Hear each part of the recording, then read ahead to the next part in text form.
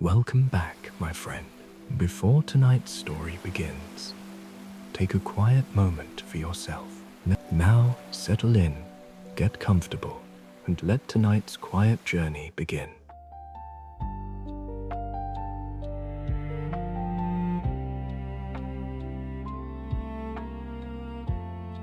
Tonight, we drift into a part of the ocean that did not change, where the surface remained calm, even as everything beneath it slowly disappeared. No storm, no warning, only water and time that refused to move forward.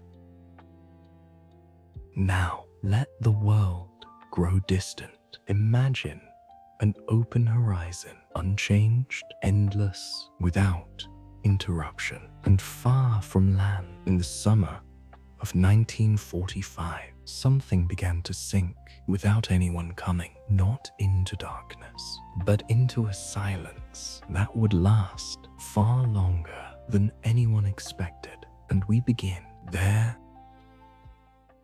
The quiet mission. The ocean at night does not feel empty. It feels suspended, not silent exactly, but quiet in a way that seems to stretch outward, as if sound itself has decided to rest. In late July of 1945, the USS Indianapolis CA-35 moved through that kind of quiet. There was no urgency in the water, no visible threat, no sign that anything had already begun, just a ship cutting forward through a dark and steady ocean, carrying something it was not meant to discuss. The men on board did not know everything. They knew it was a mission. They knew it mattered. But not all missions feel the same. Some carry tension with them, a weight you can feel in the air even before anything happens. This one did not. This one felt simple. Deliver the cargo, continue the route, maintain speed. Nothing about it suggested that time was narrowing. Earlier that month, the ship had completed what would later be understood as one of the most important deliveries of the war. Crates had been loaded carefully, handled with a level of attention that stood slightly apart from routine. But even then, there had been no explanation offered to most of the crew. Only instructions, only movement, only the continuation of orders that had already been set in motion. By the time the ship left again, the cargo was no longer on board. The task had been completed, and yet, in a quiet way, something of that mission seemed to remain, not physically, not visibly, but in the pace of the ship. It moved fast, faster than most, not in panic, but in purpose. Speed can create a strange kind of calm. When something moves quickly enough, it begins to feel untouchable. Distance becomes protection. Time feels compressed, and the possibility of interruption seems unlikely. The Indianapolis carried that feeling with it. It did not slow. It did not hesitate. It moved forward as if the ocean would continue to allow it. Night settled gradually. There was no clear moment when day became dark, only a soft fading. The horizon disappeared first, then the color of the water, until finally there was nothing left to define the distance, only the sense that it continued endlessly outward. On deck, routine continued. Conversations, small and unremarkable, passed between men who had already seen too much of the war to treat every moment as something significant. They spoke the way people do when nothing appears to be wrong, about home, about what might come after, about things that existed far away from the surface of the ocean beneath them. Below deck, machines continued their steady rhythm. Engines do not reflect, they repeat, they maintain They carry forward without asking what lies ahead. And that night, they did exactly that. There were no alarms, no signals intercepted, no visible presence of anything unusual. The ocean, in every direction, appeared unchanged, flat in places, gently shifting in others, but never enough to suggest resistance. Sometimes the absence of change is what allows things to happen, not because nothing is there, but because nothing announces itself. The ship moved through that absence, unchallenged, uninterrupted, unaware. There is a particular kind of stillness that exists just before something shifts. Not dramatic, not noticeable, but present. A moment where everything continues exactly as it has been for the last time. No one on board marked that moment. There was no reason to. It did not feel different. It did not feel like anything at all. The sky remained open. Clouds drifted slowly, never gathering into anything that might suggest a change in weather. Stars appeared quietly, not bright enough to illuminate, but steady enough to be seen. And below them, the ocean continued, dark, layered, holding everything beneath its surface without revealing it. There are distances in the ocean that do not translate easily to land. Places where help is not delayed, but absent, not because it cannot come, but because it does not know it is needed. That night, the Indianapolis was moving through one of those places, a space defined not by danger, but by distance. Inside that distance, everything feels contained, protected, even as if the world has narrowed to the ship itself, to the routines inside it, to the conversations, the footsteps, the quiet presence of others nearby. But beyond that immediate circle, there is only water, and below that, depth that does not move quickly, depth that does not change visibly, depth that simply remains. It is easy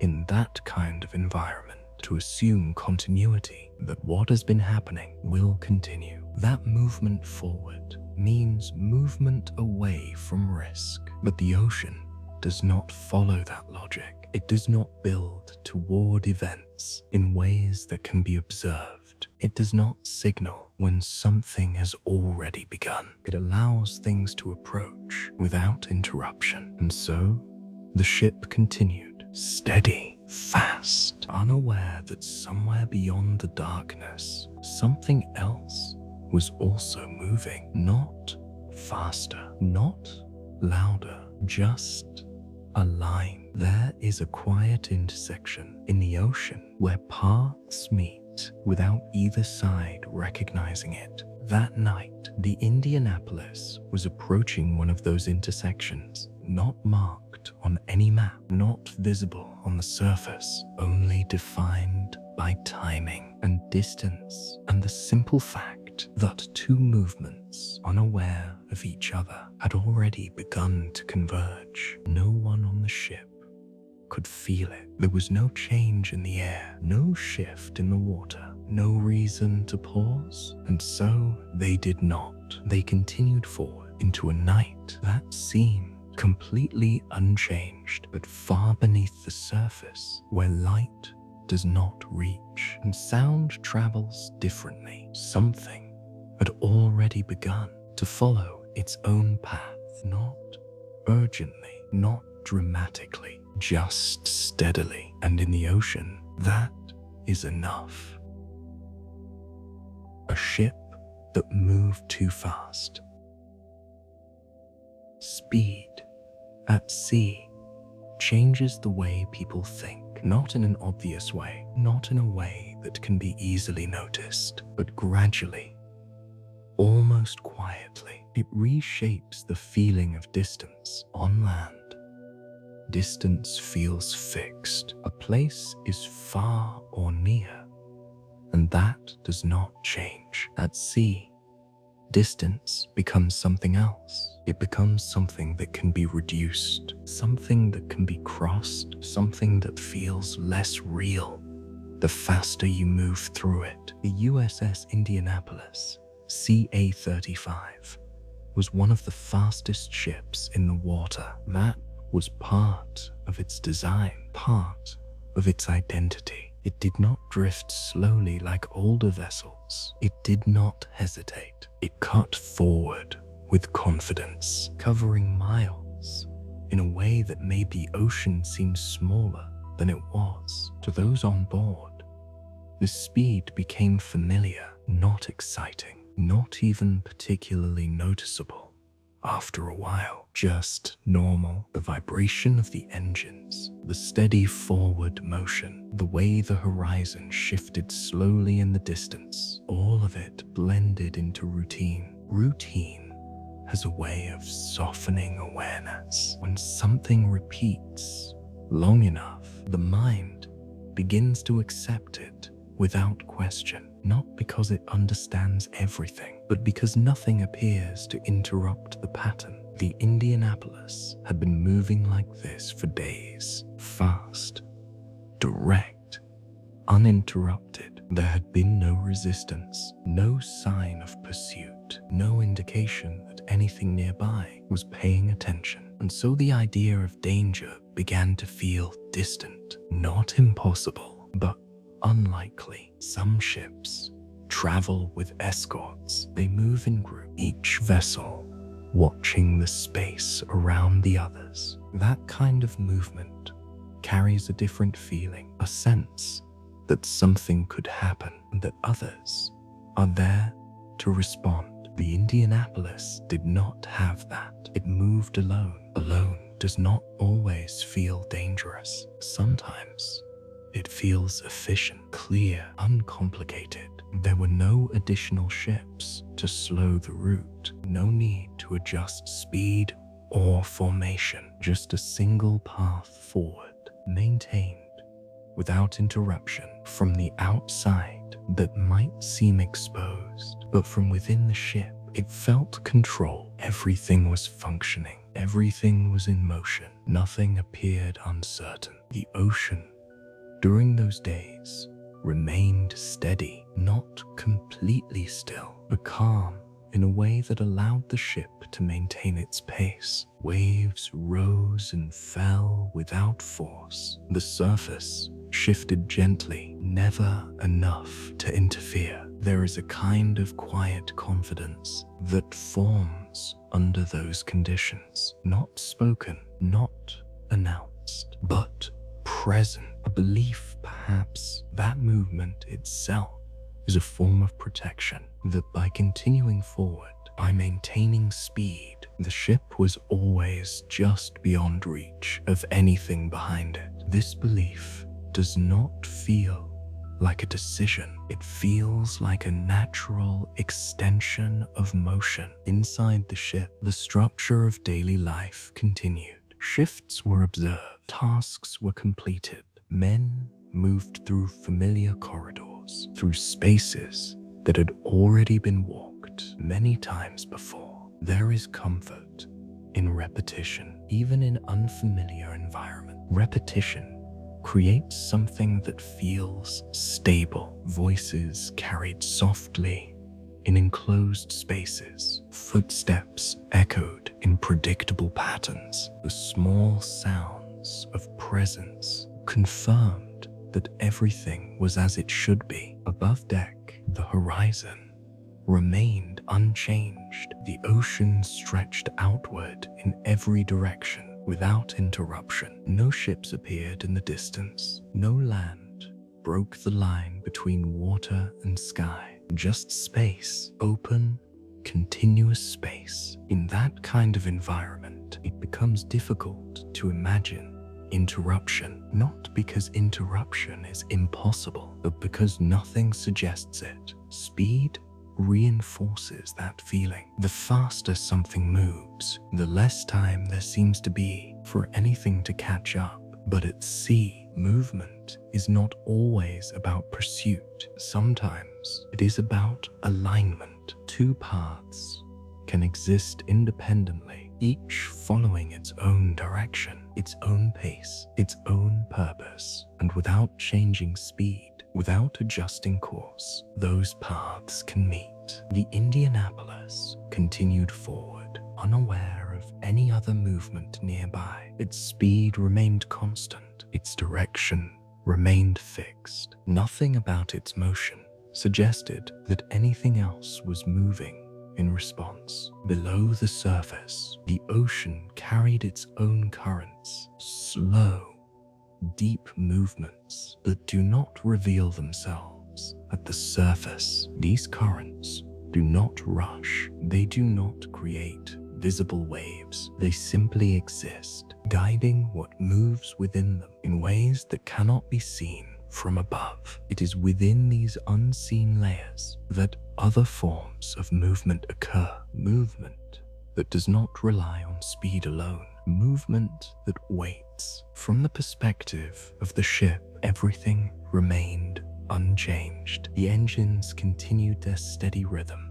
The hull cut cleanly through the water. The distance behind it increased with every passing minute. And yet, distance at sea can be misleading. It is not always about how far something is behind. Sometimes it is about where something is already positioned. The idea that speed alone can prevent contact is comforting. It suggests control. It suggests that forward motion is enough. But the ocean does not measure distance in the same way. It allows space to exist without boundaries. It allows paths to cross without warning. The Indianapolis moved through that space with complete consistency. No deviation, no hesitation. There was no reason to change course, no reason to reduce speed, no signal that anything nearby required attention. And so, nothing changed. The night approached again, as it always does at sea. Not abruptly, not dramatically, but slowly. As the light began to soften, the color of the water shifted first. Then the horizon faded until, once again, the ship was surrounded by darkness that felt complete. Under those conditions, speed becomes something different. It can no longer be seen, only felt. The ship continued forward through water that could not be fully observed, through distance that could not be measured by sight. And within that darkness, the sense of isolation deepened, not as fear, but as absence, an absence of anything beyond the ship itself. Inside that absence, everything that mattered seemed contained. The engines, the structure, the people, all of it moving together through a space that did not respond. There were no visible changes in the water, no disruptions in motion, no indication that anything had begun to shift. And yet, in the ocean, change does not always appear first at the surface. Sometimes it begins somewhere deeper, not as an event, but as a position, a place where something has already arrived, waiting without movement, without sound, without intention that can be observed. The Indianapolis moved toward that position without knowing it existed. Its speed remained constant, its path remained steady, and because nothing had interrupted that motion before, there was no reason to believe that anything would now. At sea, confidence often grows not from certainty, but from continuity. What continues feels safe. What remains unchanged feels predictable. But the ocean does not rely on what has happened. It allows what has not yet been seen to remain hidden until the moment it no longer is. And so the ship continued, fast, steady, and alone, moving through a night that felt exactly like the one before it, until it wasn't. The ocean that looked empty. The ocean from a distance often appears simple, a surface, a line of horizon, a sense of openness that feels easy to understand. But that simplicity is only what can be seen from the deck of the USS Indianapolis, CA-35. The Pacific stretched outward in every direction, unbroken, uninterrupted. There were no shapes in the distance, no shadows large enough to suggest presence, only water moving in slow and even patterns. At night, this simplicity deepened. Details disappeared. What remained was a wide, dark surface that reflected very little. It is easy in that kind of setting to believe that nothing is there, not because the ocean is truly empty, but because it offers so few signs of what it holds. The men on board had seen the ocean in many forms. They had crossed it before, worked within it, lived beside it for long periods of time, and with familiarity comes a certain kind of acceptance, not ignorance, but a quiet assumption that what is not visible is not immediately relevant. This assumption does not feel like a mistake. It feels natural when the surface is calm and the horizon remains clear. There is nothing to suggest that anything is approaching. The water moved gently that night. Small waves lifted and lowered the ship with a steady rhythm, not enough to disrupt movement, not enough to draw attention. There were no sudden shifts in the current, no unusual patterns in the surface, nothing that would have caused anyone to pause and look more closely. And so the ocean appeared empty, but emptiness at sea is often a matter of perspective. Below the surface, the structure of the ocean changes completely. Light fades quickly. Within a short distance, colors disappear, shapes lose their clarity, and then, by Sanma, there is only darkness. In that darkness, movement continues, not in the way it does at the surface, not visible, not defined, but present. Sound travels differently there, faster, further, carrying signals that do not reach above. Pressure increases with depth. Silence becomes something else, not the absence of sound, but the presence of distance. If in that environment things can exist without being seen, they can move without creating visible disturbance, they can wait. The ocean does not reveal these layers easily. It does not offer clear transitions. From above, everything appears continuous, but beneath that continuity, there are divisions, spaces within spaces. The Indianapolis moved across the surface without interacting with those deeper layers. Its hull cut through water that appeared uniform. Its path remained unchanged by anything it could not detect. This separation creates a certain illusion that what happens below does not affect what happens above, that the surface is independent. But the ocean is not divided in the way it appears. What exists below is always connected to what exists above.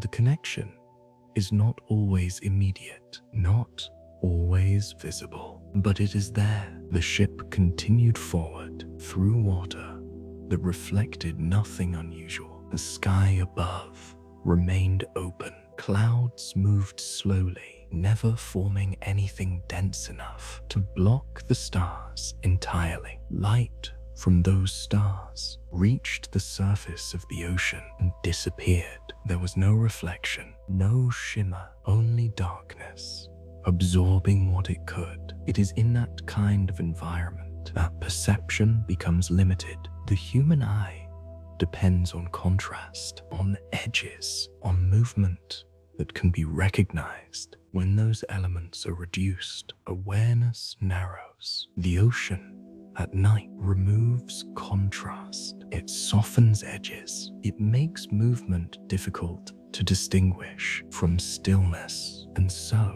what is present can remain unnoticed. The Indianapolis moved through that reduced awareness. Its speed remained steady. Its direction remained fixed. Nothing at the surface suggested interruption, but below, the ocean held its own quiet structure. There were currents moving in directions that did not match the surface. There were spaces where visibility ended completely. There were paths that could not be seen from above. Within those paths, movement was possible without detection. Not fast, not loud, but precise. The idea that the ocean is empty comes from what it chooses to show. And that night, it showed very little. The surface remained calm. The horizon remained clear. There was no indication that anything was approaching. No signal, no sound, no visible change, only continuity. And continuity can be convincing. It suggests that nothing has shifted, that nothing is different. But the ocean does not rely on what can be seen. It allows events to form outside of perception. It allows presence without visibility. And when those elements align, the surface does not change until it has to. The Indianapolis continued forward, unaware of any alignment taking place. Its path remained consistent. Its movement remained uninterrupted. Everything above the surface remained exactly as it had been. And yet, somewhere within the layers below, something had already taken position, not moving toward the ship, not chasing it, simply existing in a place where the ship would pass. The ocean did not mark that place. It did not indicate its importance. It remained as it had been, wide, dark, unchanged. But beneath that stillness, the conditions had already formed, not suddenly, not dramatically, just quietly. The kind of quiet that does not draw attention, the kind of quiet that allows everything to appear normal until the moment it no longer is. And still, the ship moved forward across a surface that seemed empty, through a night that revealed nothing, into a space where nothing appeared to exist, even as something was already there. The moment no one saw coming. There is a point in time that does not announce itself, not with sound, not with warning, not with any visible change. It simply exists quietly between one moment and the next. On the surface of the ocean, nothing had shifted. The USS Indianapolis, CA-35, continued forward with the same steady motion it had carried for days. The water moved gently beneath it. The air remained still. There was no interruption in rhythm. Inside the ship, time followed its usual path. Men moved through their routines. Some rested, some spoke softly, some simply remained still, listening to the familiar sounds that surrounded them. Those sounds had not changed. The engines continued their steady pulse. The structure of the ship responded in quiet, predictable ways. Nothing suggested urgency. Nothing suggested that anything had already begun. At sea, events do not always build. They do not always approach gradually. Sometimes they arrive fully formed at the exact moment they intersect with something else below the surface. Where light no longer reaches, movement had already taken place. Not quickly, not violently, but with direction. The ocean held that movement without revealing it. It allowed distance to remain distance until distance was no longer there. Above, the ship continued, unaware. There is a kind of stillness that exists just before interruption. It is not different from any other stillness. That is what makes it difficult to recognize. Nothing had changed in the sky. The stars remained faint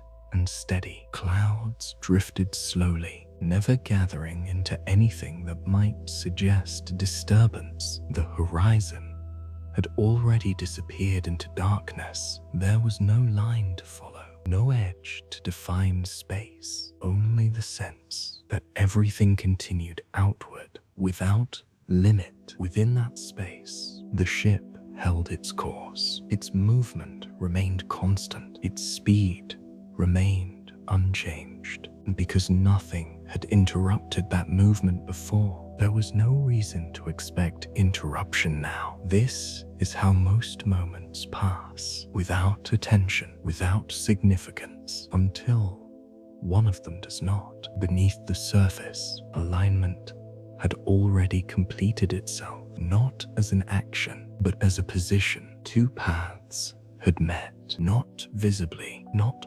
audibly, but completely. There was no signal sent upward, no change in the water above, only a continuation of what had already been set in motion. Inside the ship, nothing paused, nothing slowed. There were no raised voices, no sudden movements, only the quiet presence of routine continuing as it always had. The human mind does not prepare for moments it cannot see. It responds to what appears, to what can be heard, to what can be recognized. And in the absence of those signals, it remains at rest. The Indianapolis moved through that rest, through a night that offered no indication of what had already been decided beneath it. Time, in that moment, did not feel compressed. It did not feel urgent. It moved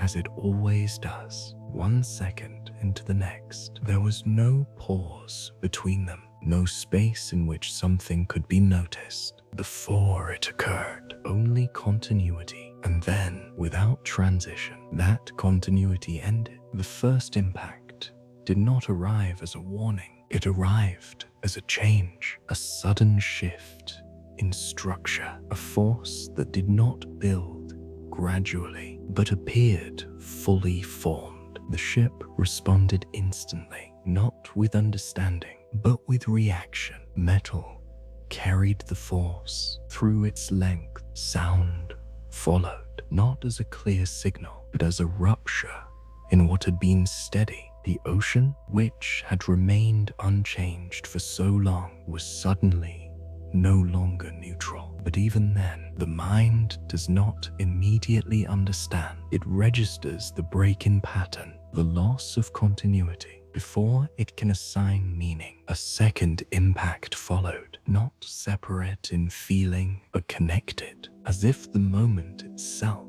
had expanded to include more than one event. The ship, which had moved forward without resistance, now held that resistance within it. Movement did not stop immediately, but it changed. The steady rhythm of engines no longer defined the experience. Instead, there was a shift that could not be placed within routine. At sea, there is no clear boundary between one state and another. There is no gradual transition that allows time to adjust. There is only the moment when what has been continuous is no longer so. And that moment had arrived. Above the surface, the ocean did not react in the way one might expect. There was no immediate storm, no rising of waves, only a disturbance, localized, contained, yet absolute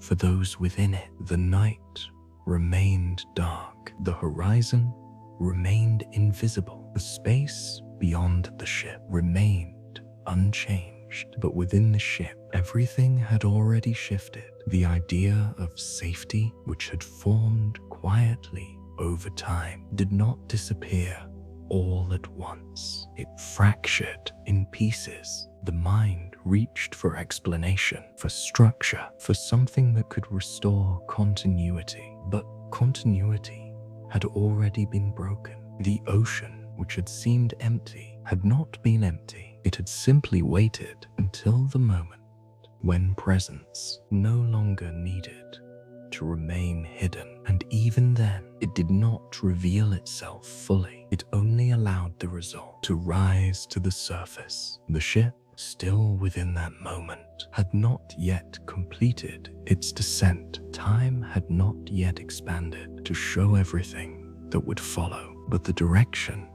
had already changed. What had been forward motion was no longer the defining force. Something else had taken its place, not visible from a distance, not understood immediately, but undeniable. The moment no one saw coming had already passed, and in its place, a new sequence had begun. One that would not move quickly, one that would stretch time in ways no one on board had expected. The ocean remained dark, still, unchanged in appearance, but no longer empty, and no longer silent in the way it had been before. The ship that could not stay afloat. After a moment breaks, time does not always move forward in a straight line. It can slow, it can stretch, it can hold certain seconds longer than others, as if allowing them to settle before anything else continues. Inside the USS Indianapolis, CA-35, the first seconds after impact did not feel like a complete event. They felt incomplete. The structure of the ship still existed. The decks were still beneath the feet of those who remained standing. The sound of the ocean was still present outside, and yet something within that structure had already begun to give way. Water does not enter all at once. It finds its path. At first, it moves quietly through openings that were not meant to exist, through spaces that were never designed to hold it. The ship, which had once kept the ocean outside, could no longer do so completely. That change did not announce itself clearly. It revealed itself through small shifts, a tilt that did not belong, a sound that did not match the steady rhythm of before, a sense that the floor beneath was no longer entirely stable. These changes were not immediate to everyone. They moved through the ship at different speeds. Some felt it at once, others only noticed when the difference became too large to ignore. The mind, in those early moments, does not accept the full shape of what is happening. It searches for something familiar, for a pattern it can recognize, but there was no familiar pattern for this. The ship had always held its form. It had always moved forward without question. Now, that forward motion no longer defined it. The ocean had entered the structure, not violently, not loudly, but steadily. Below deck, water rose where there had once been only air. It filled spaces without hesitation. It did not pause. It did not consider. It simply moved according to its nature. Men who found themselves near those spaces did not always understand what they were seeing. The water did not appear as an immediate threat. Not at first. It appeared as something unexpected, something out of place. But the ocean does not remain contained. Once it finds entry, it expands, it seeks level, and in doing so, it changes everything around it. The weight of water is not something easily perceived. It builds quietly. The ship began to respond to that weight. Its balance shifted, its alignment changed. What had once been level was no longer so. The deck beneath the feet tilted just enough to be noticed, not dramatically, not suddenly, but enough to interrupt the sense of stability that had existed only moments before. Above, the night remained unchanged. The stars continued to hold their place. The sky did not reflect what was happening below. The ocean's surface beyond the ship remained calm. It did not rise in response. It did not reveal what it had already begun to take. Inside the ship, movement became uncertain, not because of panic, but because the environment itself was no longer consistent. Paths that had been walked easily were now altered. Angles changed. Distances felt different. The body adjusts slowly to changes in balance. But in those moments, the change did not remain slow for long. The ship continued to take on water. What had begun as entry became accumulation. What had seemed manageable became undeniable. There is a point at which something can no longer be contained. The Indianapolis reached that point quickly, not because of weakness, but because of damage that could not be reversed. The structure that held the ocean out was no longer whole, and once that structure is broken, the outcome does not depend on intention. It depends on time. Time, in those moments, did not feel extended. It did not offer space for understanding to fully form. It moved forward with quiet certainty. The ship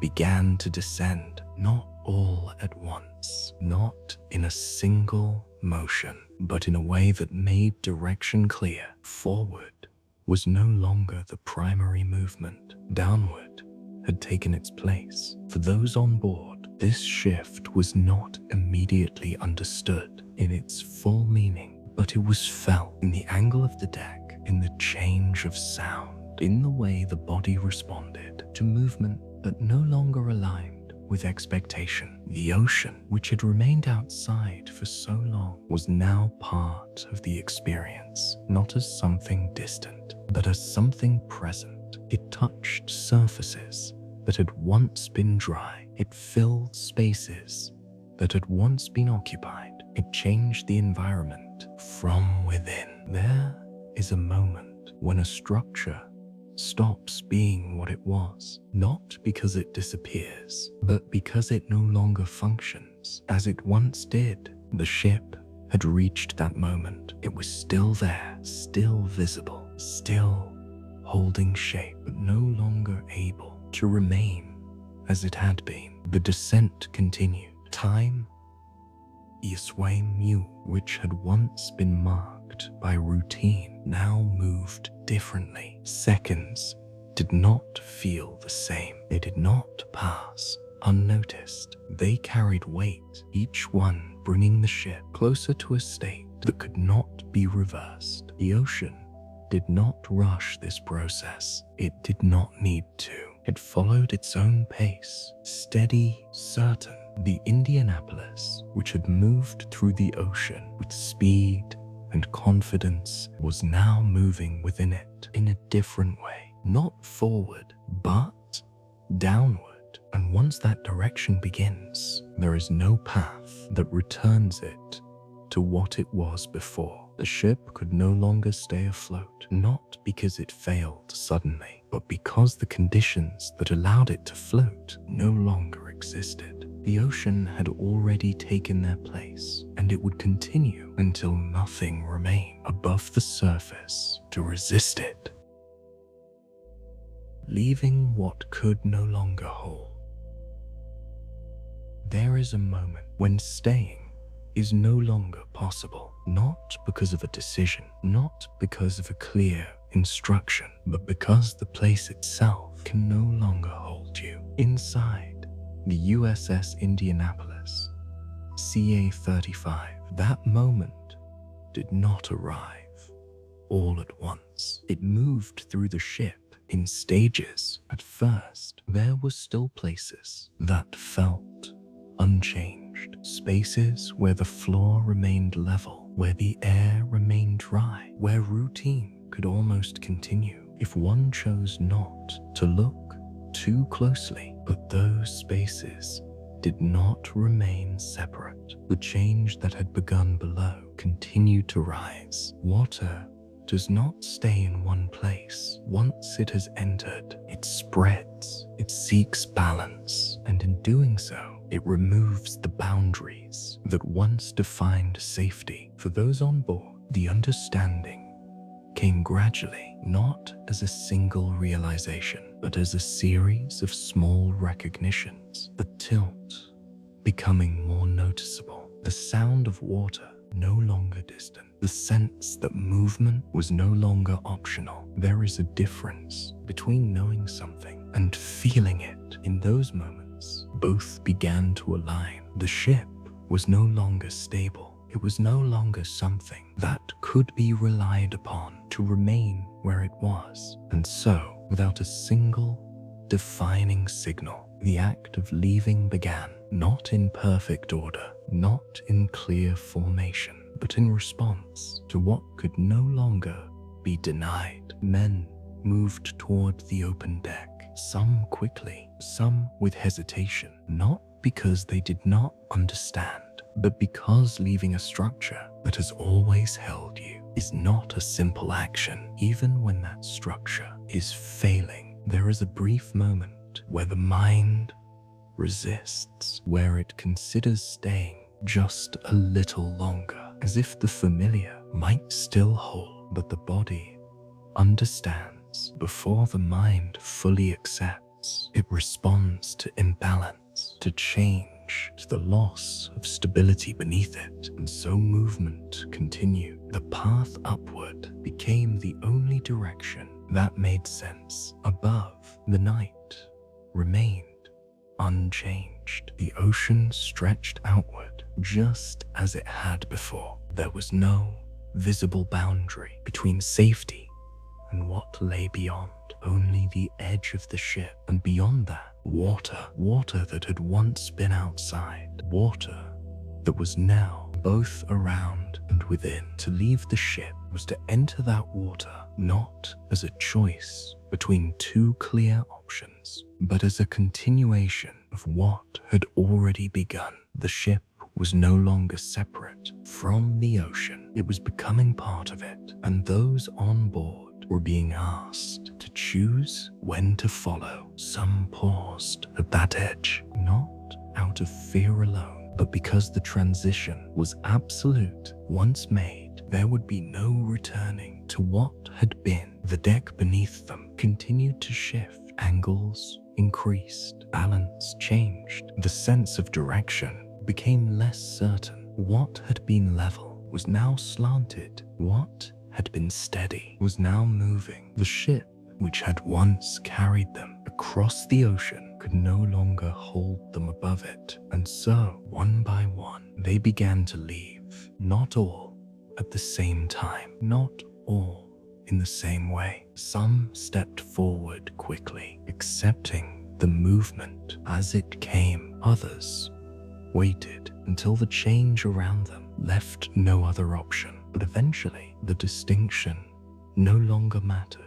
The structure that had defined their position was no longer able to do so. The ocean waited below, not moving toward them, not reaching upward, simply present. It did not need to act. It only needed to remain where it had always been. And as the ship continued to descend, that presence became unavoidable. There is a moment in every transition where hesitation ends, not because certainty has been reached, but because time no longer allows delay. That moment passed quietly, without announcement, without coordination, and with it, the last separation between ship and sea began to dissolve. The water received them without resistance, not gently, not harshly, simply as it receives everything with consistency, with indifference. The temperature, the movement, the vastness of the ocean became immediate. What had been distant was now surrounding. What had been observed was now experienced. The ship remained above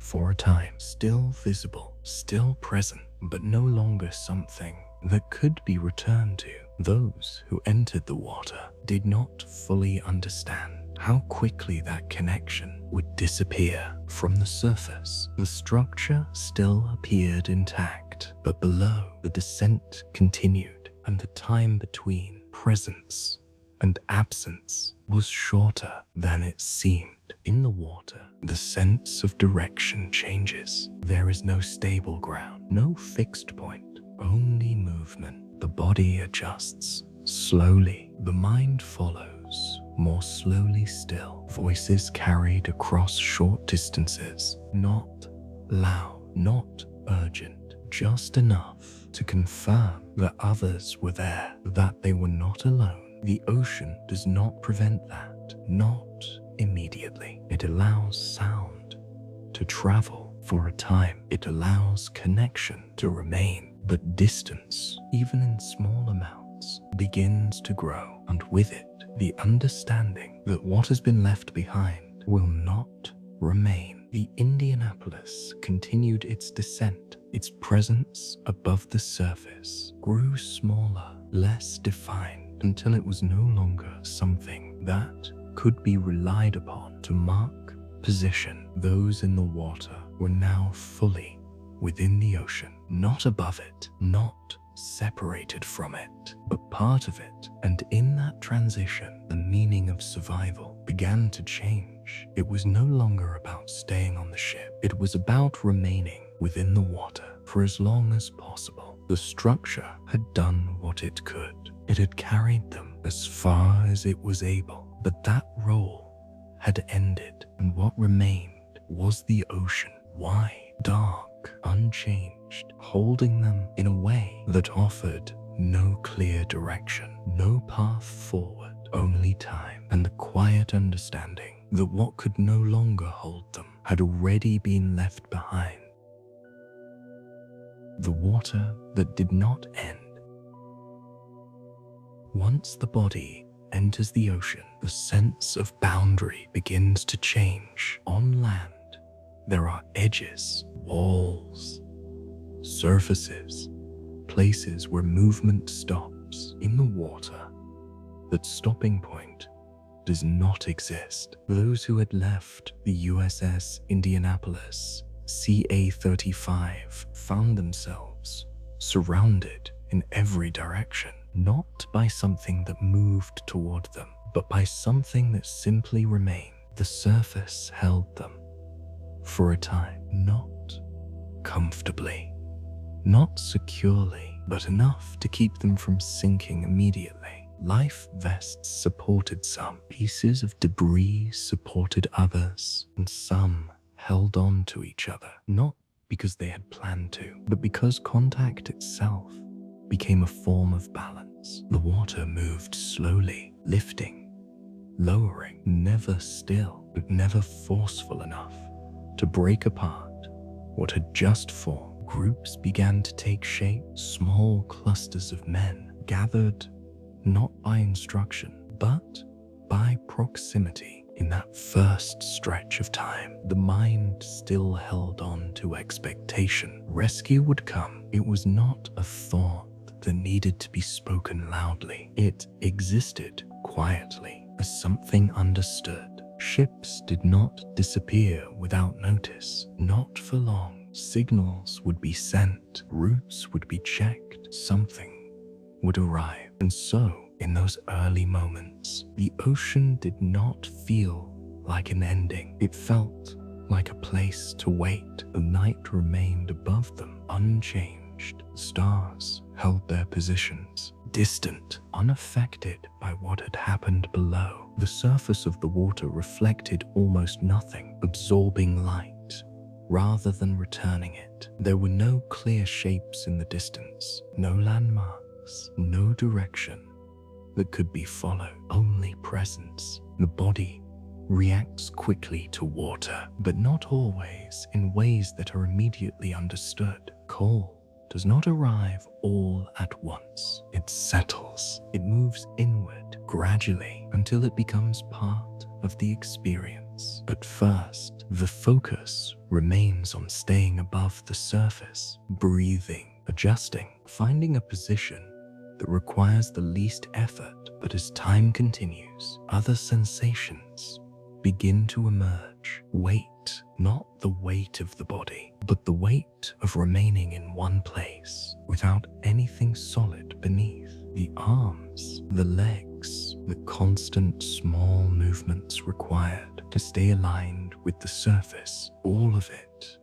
begins to accumulate. Energy is not lost quickly, but it is not restored either. The ocean does not provide rest in the way land does. It allows pause, but not stillness. Around them, the water continued its quiet motion, not empty, but without clear form. There were no visible changes, no sudden movements, nothing that demanded attention. And yet, the awareness of being surrounded remained constant. Sound carried differently. Voices reached only short distances, softened by space, absorbed by water. Men called to each other, not loudly, but enough to confirm presence. Names were spoken, answers returned, a simple exchange that held meaning, because in that environment, to be heard was to be located. To be located was to remain connected. And connection, even in its smallest form, became important. Time passed, but not in a way that could be measured clearly. There were no clocks, no signals marking hours, only the slow shift of the sky above. Darkness remained, but it changed slightly, softening at the edges. The mind began to track that change, not consciously, but as part of a deeper awareness. Day would come, and with it, visibility and perhaps rescue. This expectation did not fade immediately. It remained steady, quiet, something held rather than questioned. The ocean did not contradict it. It did not respond. It remained as it had been, wide, dark, continuous. But within that stillness, another understanding began to form, not clearly, not fully, but gradually. Distance, the realization that there was no immediate reference point, no nearby structure, no visible ship, no sign that anything else shared that space. The Indianapolis was gone. Its presence, which had defined location, which had provided orientation, which had held everything together, had disappeared beneath the surface. And with it, the last fixed point. What remained was water and those within it. The ocean did not end at the horizon. It continued beyond what could be seen, beyond what could be imagined easily. This sense of endlessness does not arrive as fear. It arrives as absence, an absence of edges, an absence of limits. The mind, accustomed to boundaries, begins to search for something to hold, a direction, a reference, a place that can be named. But there is none, only the slow movement of water and the presence of others nearby. That presence became the only form of orientation. Groups tightened slightly, not out of instruction, but out of instinct. Closer meant clearer voices. Closer meant less space between. Less space meant less uncertainty. The ocean allowed that closeness for a time. It did not interfere. It did not separate immediately. It held them as it holds everything within its surface. But it did not promise that this would remain unchanged. Time continued. The night began to soften further. A faint shift in the sky suggested that darkness would not last forever. And with that shift, the expectation of being seen grew slightly stronger. Light would reveal them. Light would make their presence known, and something, somewhere, would respond. This belief did not need to be spoken. It existed quietly, shared among those who remained. The ocean did not confirm it. It did not deny it. It simply continued, unchanged, holding them in a space that had no visible end. And in that space, the first true understanding began to take shape. That the water beneath them was not something they could cross quickly, not something they could leave through effort alone, but something they would remain within for longer than they had first imagined. The ocean, which had once seemed distant, had become complete. It surrounded them, supported them, and held them in place, and it did not end. The first morning without rescue.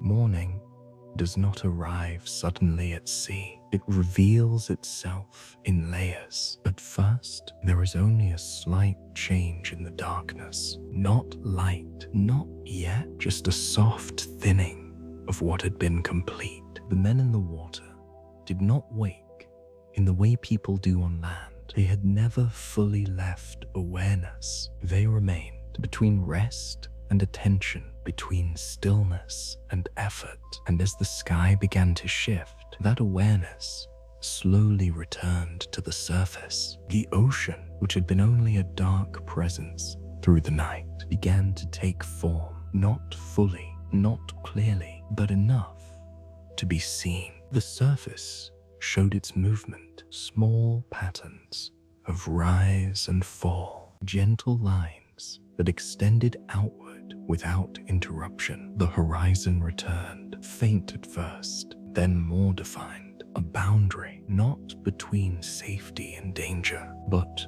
between what could be seen and what could not. With light, distance becomes visible, and with visibility, expectation grows. Those who had spent the night in the water looked outward, not all at once, not in urgency, but gradually. The mind seeks confirmation in light. It expects that what was hidden in darkness will now be revealed. A ship, a shape, something approaching, something that would end the waiting. But the horizon remained empty, not completely blank, not without movement, but without anything that suggested arrival. Only water extending outward and sky opening above it. The expectation of rescue did not disappear immediately. It adjusted. Perhaps not yet, perhaps soon. The morning was still early. There was time. Time had not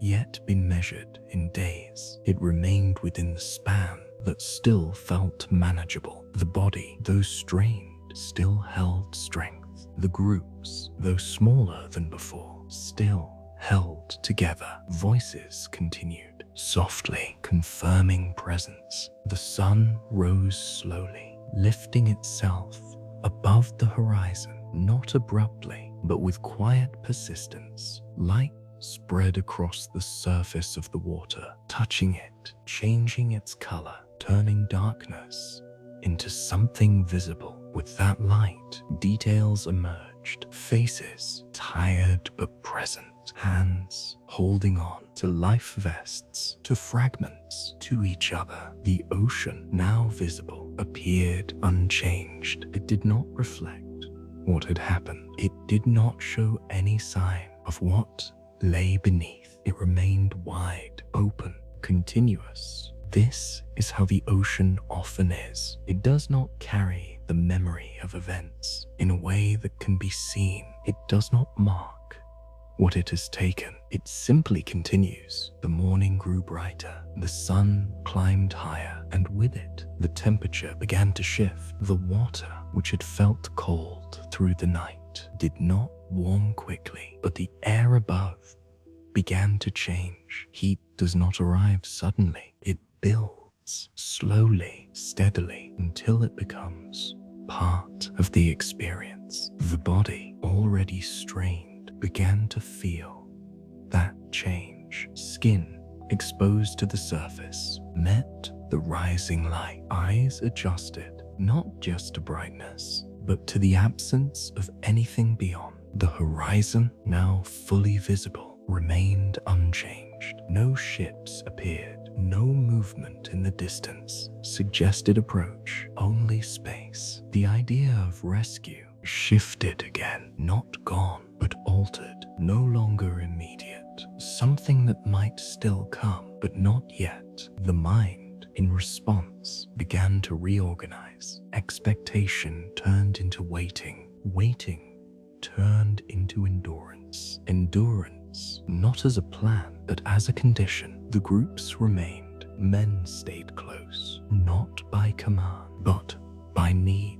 Distance, even in small amounts, began to feel larger in daylight. What had been a few feet in darkness now appeared wider. Space between individuals became visible, and with visibility, the awareness of separation increased. So they stayed closer. Closer meant less space. Closer meant less distance to cross with the voice. The ocean allowed this. For now, it did not disrupt the groups. It did not force them apart. It simply held them as it held everything within its surface. Time continued. The sun rose higher. The light became stronger. The water reflected it now, not brightly, but enough to create a steady glare. Looking outward became more difficult. The horizon, though still visible, offered nothing new. The same line, unchanged. The same space, unbroken. The realization began to settle, not suddenly, not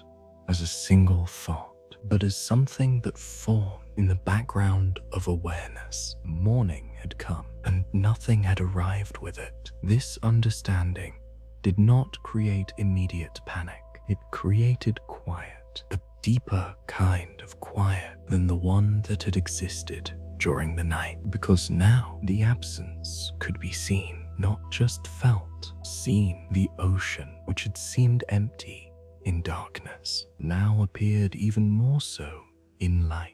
Its scale, its continuity, its lack of reference, all of it became clear. The men remained where they were, floating, holding, waiting. The structure that had once defined their place was gone. What remained was the ocean and time, which now began to stretch, not in seconds, but in hours. Hours that would pass without clear change, without signal, without interruption. The first morning had arrived, and with it, the understanding that waiting would not be brief. The ocean did not hurry. It did not respond to expectation. It remained as it had always been, wide, silent, and without end, holding them in a space where nothing came simply because it was needed. And as the sun continued to rise, that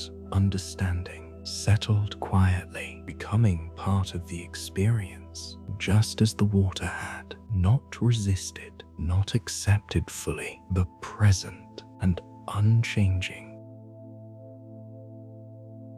The sun that did not move.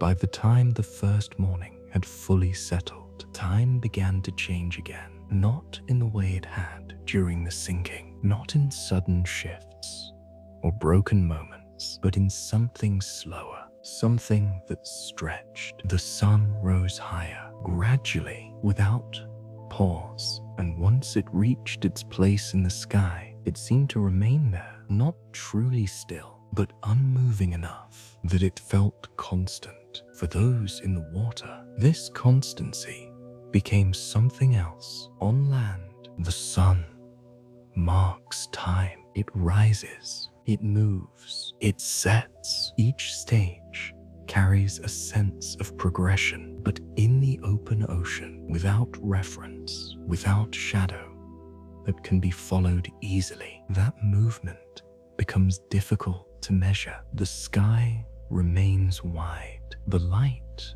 remains present, and time begins to lose its structure. The men floating in the water could see the sun, but they could not track it. It remained above, steady, persistent, and with that persistence, it began to press down. Heat does not arrive as a single force. It builds slowly, quietly, until it becomes unavoidable. The surface of the water reflected light upward, not brightly, not sharply, but enough to surround. Light from above, light from below, both reaching the body at once. There was no place to step away, no shade, no structure to stand beneath, only open sky and water that offered no protection from it. The body responds to heat in stages. At first, there is only awareness, a recognition that the temperature has changed. Then the skin begins to react. Areas exposed to the sun hold that warmth longer. They do not cool, they accumulate. Time continues, and that accumulation grows. The face, the neck, the shoulders all remain exposed. There is no way to turn away fully, no way to escape the direction of light. The sun does not move quickly enough to offer relief. It remains above, steady as if fixed in place. The water, which had felt cold during the night, now begins to change in perception, not warmer, not in a way that brings comfort, but less contrasting. The difference between air and water becomes less defined. The body no longer experiences one as relief from the other. Both become part of the same condition. The mind, which had held on to expectations, now begins to adjust again. Rescue had not come in the morning, but it could still come at any moment. That belief remains, but it begins to stretch alongside time. It no longer feels immediate. It becomes something that might happen, something that must happen, but not yet. The hours pass, though they are not counted. There are no markers, no signals that divide one part of the day from another. Only the position of the sun, which appears not to change. The body begins to feel the absence of water, not the ocean, which surrounds them completely, but the kind of water that can be consumed. The mouth dries, the lips begin to tighten, the tongue, wean, no longer comfortable within the mouth, presses against dryness that does not resolve. At first, this sensation is small, manageable, something that can be ignored, but like heat, it builds. The body continues to exist within the ocean, but it cannot use it. This contradiction does not feel logical. Water everywhere, and yet none that can be taken in. Some begin to consider it, not fully, not with certainty, but as a thought that appears and does not leave immediately. The ocean offers no guidance. It does not warn. It does not explain. It remains as it has always been. The groups hold together, but the quality of that closeness begins to change. Voices are still present, but quieter, not because of distance, but because of energy. Speech requires effort. Effort becomes something that must be measured, not consciously, but instinctively. Each movement, each word draws from a reserve that does not refill, and so everything slows. Not the passing of time, but the way it is lived. The sun continues to hold its place. It does not offer variation. It does not signal progress. It simply remains, and in that remaining, it becomes something that defines the day. not as a marker of time, but as a presence that does not leave.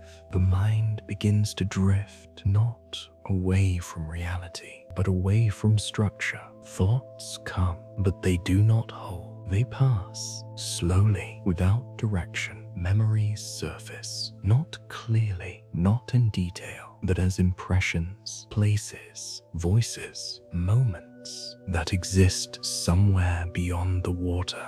These memories do not create comfort. They create distance, a contrast between what is now and what was. The ocean does not respond to that contrast. It does not change. It does not soften. It remains. The body continues to float. Small movements maintain position. Arms adjust. Legs shift slightly. Nothing large, nothing sudden, just enough to remain at the surface. The effort is constant, and because it is constant, it is not always noticed until it begins to wear down. The sun continues, unmoved, unchanged, and time, which had once been measured in hours, begins to feel like something else, not longer, but less defined.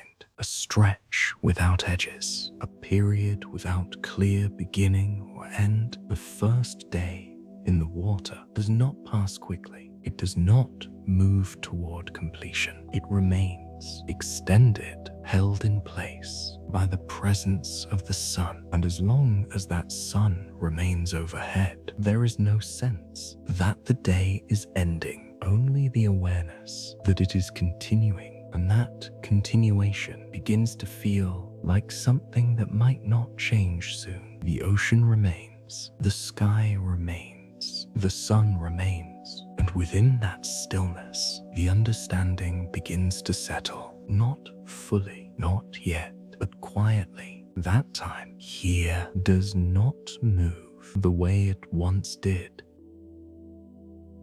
The thirst that could not be filled.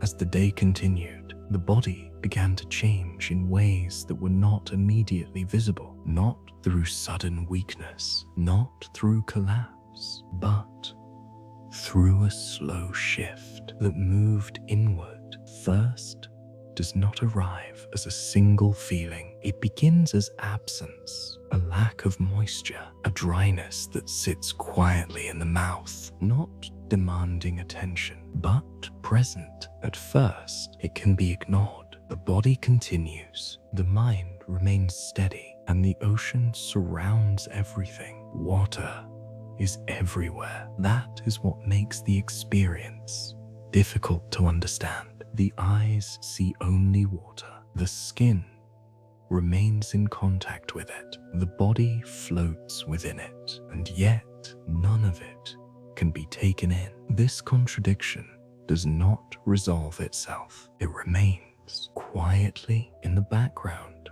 of awareness. The mouth grows drier. The tongue begins to press against that dryness, seeking relief that does not come. The lips tighten, not painfully, but persistently. Small movements become noticeable. Swallowing, which once required no thought, now feels different, slower, less complete. The body begins to conserve, not consciously, but naturally. Energy is no longer spent freely. Movement becomes smaller. Speech becomes shorter. Even the act of turning the head is done with less frequency. Everything begins to narrow. The sun remains above, steady, unmoving in its presence. Heat continues to build, not sharply, not as a force that overwhelms, but as something that accumulates. The skin holds it, the body absorbs it,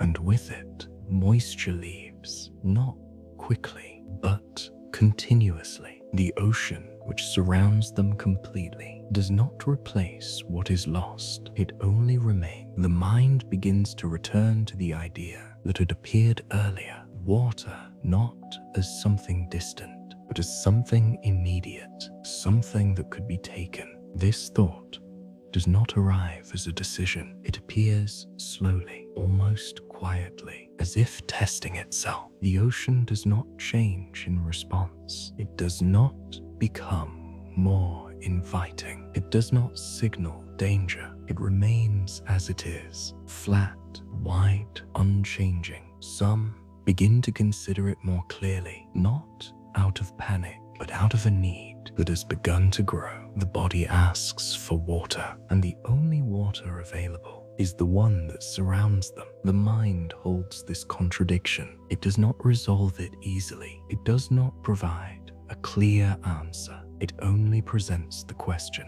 can this be taken in? Should this be taken in? The ocean offers no guidance. It does not explain its nature. It does not reveal what it does. To those who drink it, it remains silent. Time continues. The sun holds its position. The light does not soften. The body grows heavier, not in weight, but in effort. Maintaining position requires more attention. Small adjustments, once automatic, now require intention. The arms move less freely. The legs shift more slowly. Everything is still possible, but nothing is effortless. Voices become less frequent, not because there is nothing to say, but because saying it requires something that is diminishing. The groups remain, but their shape begins to loosen, not dramatically, just slightly. Space grows between individuals, not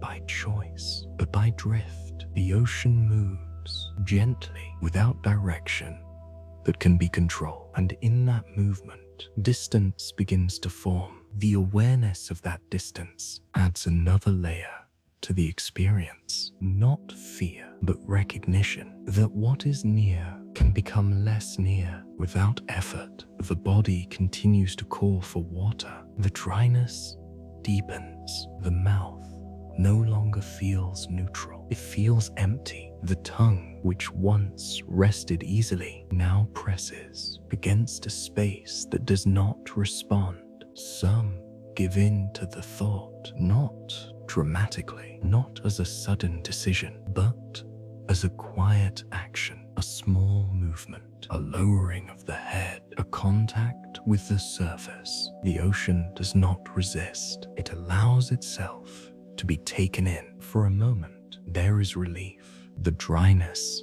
seems to ease. The body receives what it has been asking for, but that relief does not remain. The ocean is not the water the body needs. It does not restore. It alters. What begins as a response to thirst becomes something else. The body reacts, not immediately, but soon enough. The mind, already strained, begins to shift in ways that are difficult to follow. Clarity softens. Thoughts lose their structure. The boundary between what is real and what is imagined becomes less certain. This does not happen to all at once. It appears in fragments. A thought that does not hold, a memory that feels present, a sense that something is near when nothing can be seen. The ocean remains unchanged. It does not reflect these changes. It does not respond. It continues as it always has. The sun remains above. Time continues to stretch. The day does not move toward an end. It remains held in place by heat and light and the absence of change. The thirst does not leave. It grows, and with it, the understanding begins to form, slowly, quietly, that this need will not be easily answered. The body remains in water, but the body cannot use it. This contradiction becomes central, not as a thought that is repeated aloud, but as something that is felt in every moment. The ocean surrounds them. It touches every part of their existence, and yet it does not sustain them. The day continues. The sun does not move. The water does not change, and the thirst remains unresolved, unanswered, and quietly becoming behind the thing that shapes everything else. The mind that began to drift. As the body continued to change, the mind followed, not immediately, not in a way that could be clearly noticed, but slowly, as if loosening its hold on structure. At first, thoughts remained steady. They followed simple lines: stay together, wait, hold position. These ideas required little effort. They did not need to be explained. They existed as quiet guidance shared among those who remained close. But as time continued, and as the body weakened in ways that were not always visible, those lines began to soften, not disappearing, just becoming less defined. The sun remained above, unchanged in its presence. The ocean remained below, unchanged in its movement. And within that sameness, the mind lost the markers it relied on. On land, time is divided. There are signals, sounds, shifts in environment, all of them guiding attention from one moment to the next. Here, those signals did not exist. There was only continuation, light, heat, water, and without change, the mind begins to drift, not away from reality, but away from focus. Thoughts no longer hold their place. They begin, then fade, before reaching completion. Memories appear, not clearly, but as impressions, a voice, a place, a feeling that belongs to somewhere else. These moments do not last. They pass through awareness without anchoring to it. Some begin to speak more, not with urgency, not loudly, but with a quiet flow that does not always connect. Words follow one another without structure. Sentences begin and do not finish. The listener, also drifting, does not always respond, not because the words are not heard, but because they do not settle long enough to be answered.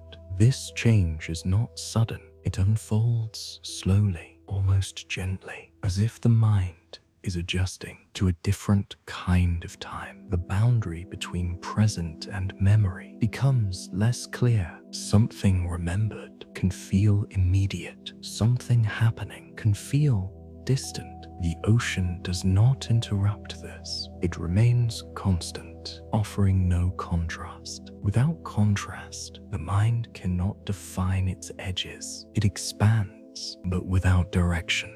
Some begin to see things, not clearly, not as full images, but as shapes that do not remain. A shadow where nothing is, a movement that disappears when looked at directly. These are not always recognized as unreal. They exist briefly within the same space as everything else. Voices may be heard even when no one nearby has spoken. Names may be called softly from a distance that cannot be measured. These moments do not bring alarm. They do not create immediate fear. They are accepted as part of the experience. The mind, no longer anchored, does not resist them. Groups begin to change in another way, not just through distance, but through attention. Those who remain close do not always remain connected. Eyes drift away. Focus shifts from one person to another without intention. A hand that was held may be released, not as a choice, but as something that simply happens. The ocean continues its slow movement. It does not pull strongly. It does not push. It only carries. And in that carrying, space grows. Small at first, then larger. Not enough to be immediately noticed, but enough to change position. The body follows the mind. In this drifting, movements become less controlled. Adjustments come later, or not at all. energy, already reduced, is no longer directed with precision. It spreads thinly across actions that do not always lead to stability. The sun remains. It does not shift quickly enough to provide a sense of progression. The day continues, but without clear stages. There is no moment that marks change, only continuation. Within that continuation, the mind loses its sense of sequence. Before, there was night, then morning. Now, there is only light. Light that does not move. Light that does not signal anything beyond itself. And in that stillness, the mind begins to let go of the need to track time. Some become quieter, not withdrawing, but slowing. Speech fades. Responses take longer. The space between words grows. Others continue to speak, but with less connection to what is around them. Their words move in a direction that does not match the present.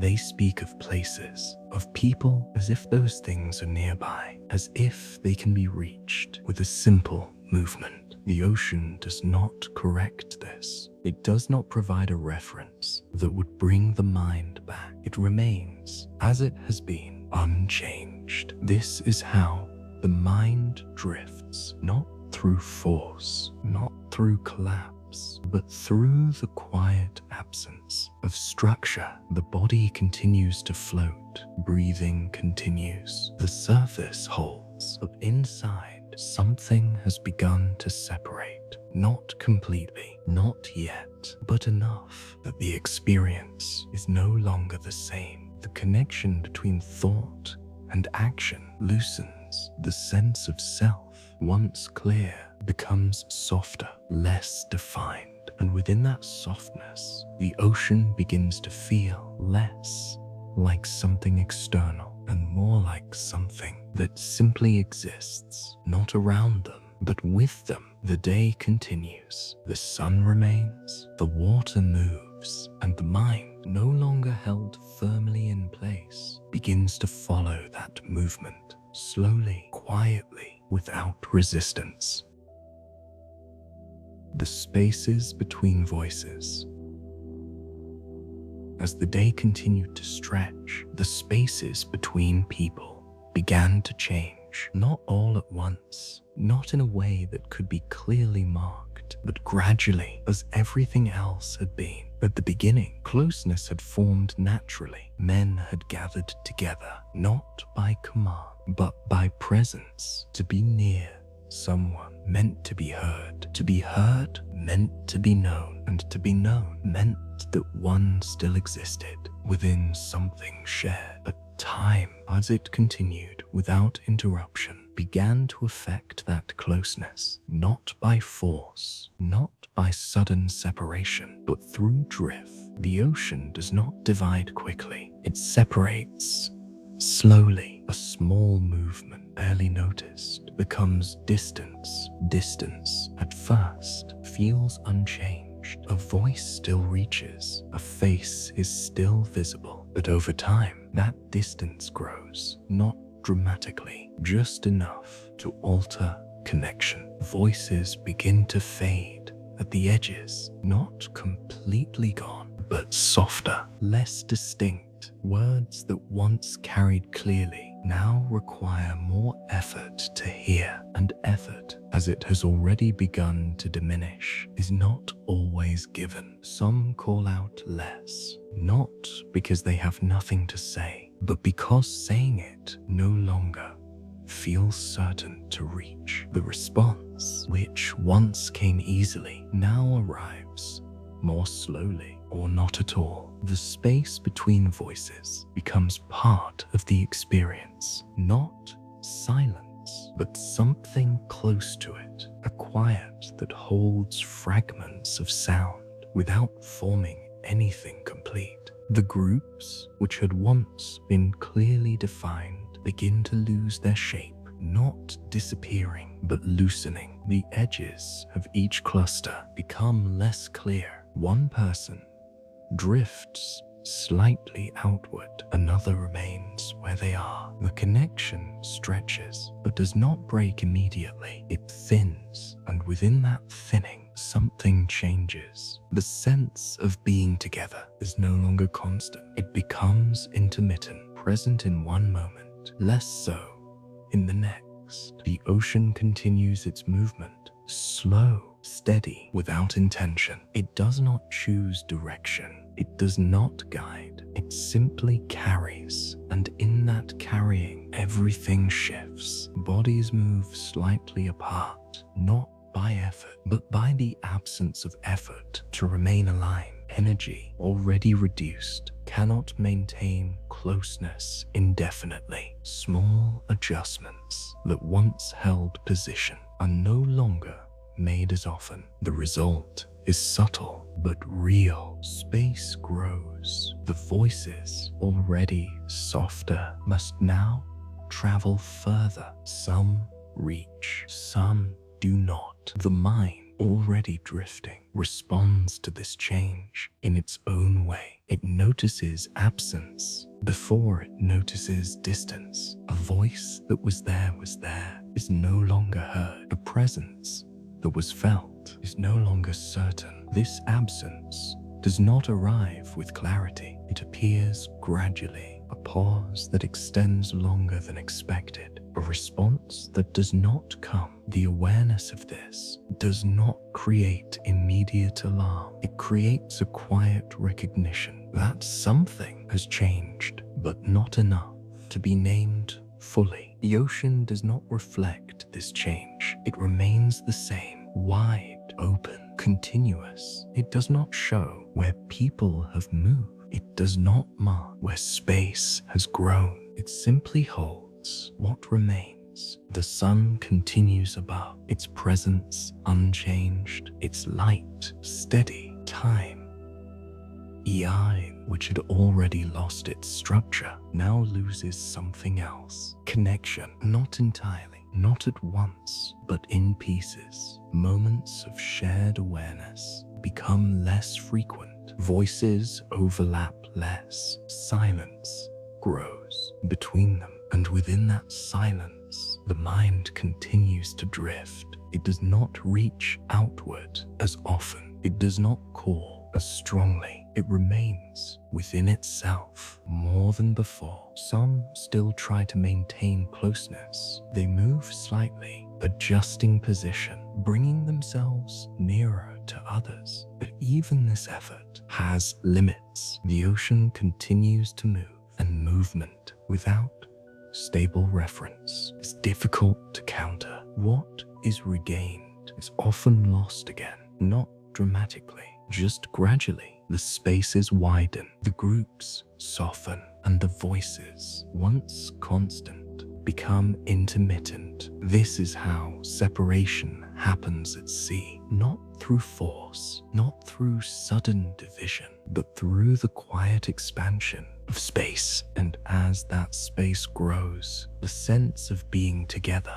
becomes something that must be remembered rather than something that is always present. The ocean remains, the sky remains, the sun remains. But between those who float upon the surface, something has shifted. The distance between them is no longer only physical. It becomes something else, something that cannot be measured in feet or in sound, but only felt in the spaces where voices no longer reach. And as the day continues, those spaces become part of everything, not resisted, not changed, but accepted quietly as the ocean continues to carry them further from one another.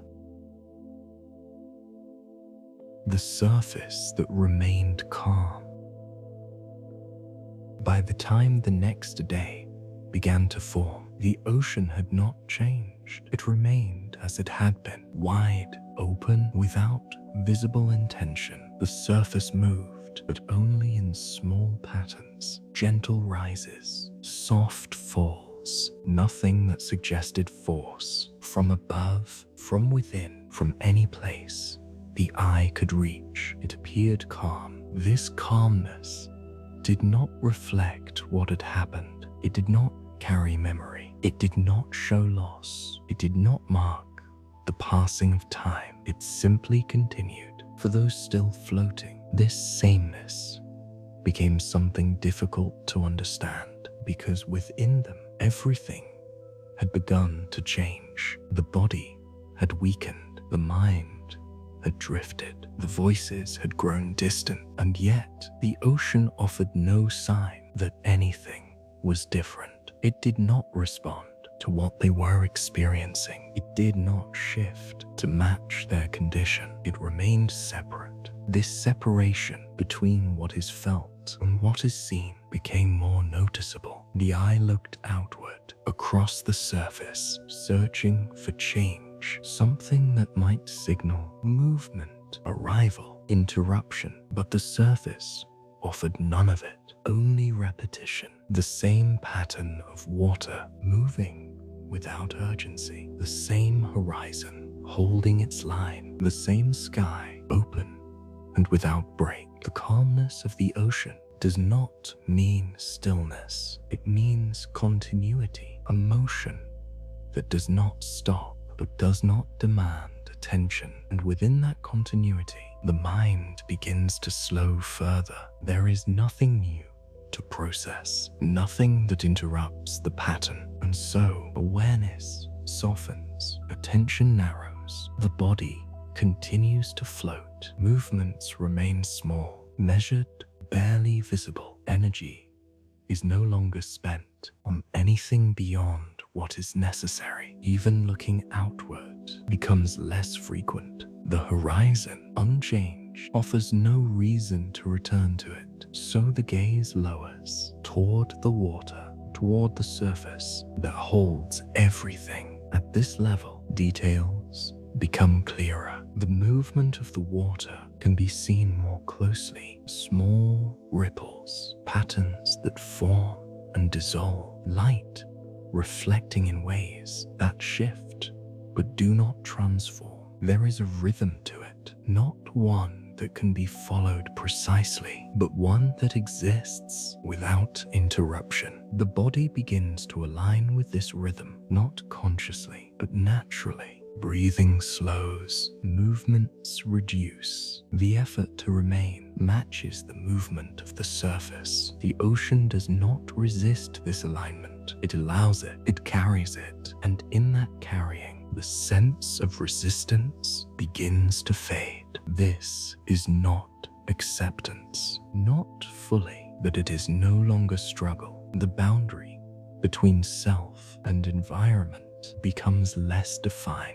The body is in the water moves with the body. The difference between the two remains, but it is less emphasized. The mind, already drifting, does not reinforce that boundary. It allows the experience to continue as it is. Voices, now rare, appear only occasionally. When they do not travel far. They remain close to their origin, and often they fade before reaching another. The space between individuals remains, not expanding rapidly, but not closing. It has settled into something steady. The ocean continues its movement. The sun, though it has shifted, is not perceived as changing. Time, already without structure, continues in the same way. There are no clear divisions, no moments that stand apart, only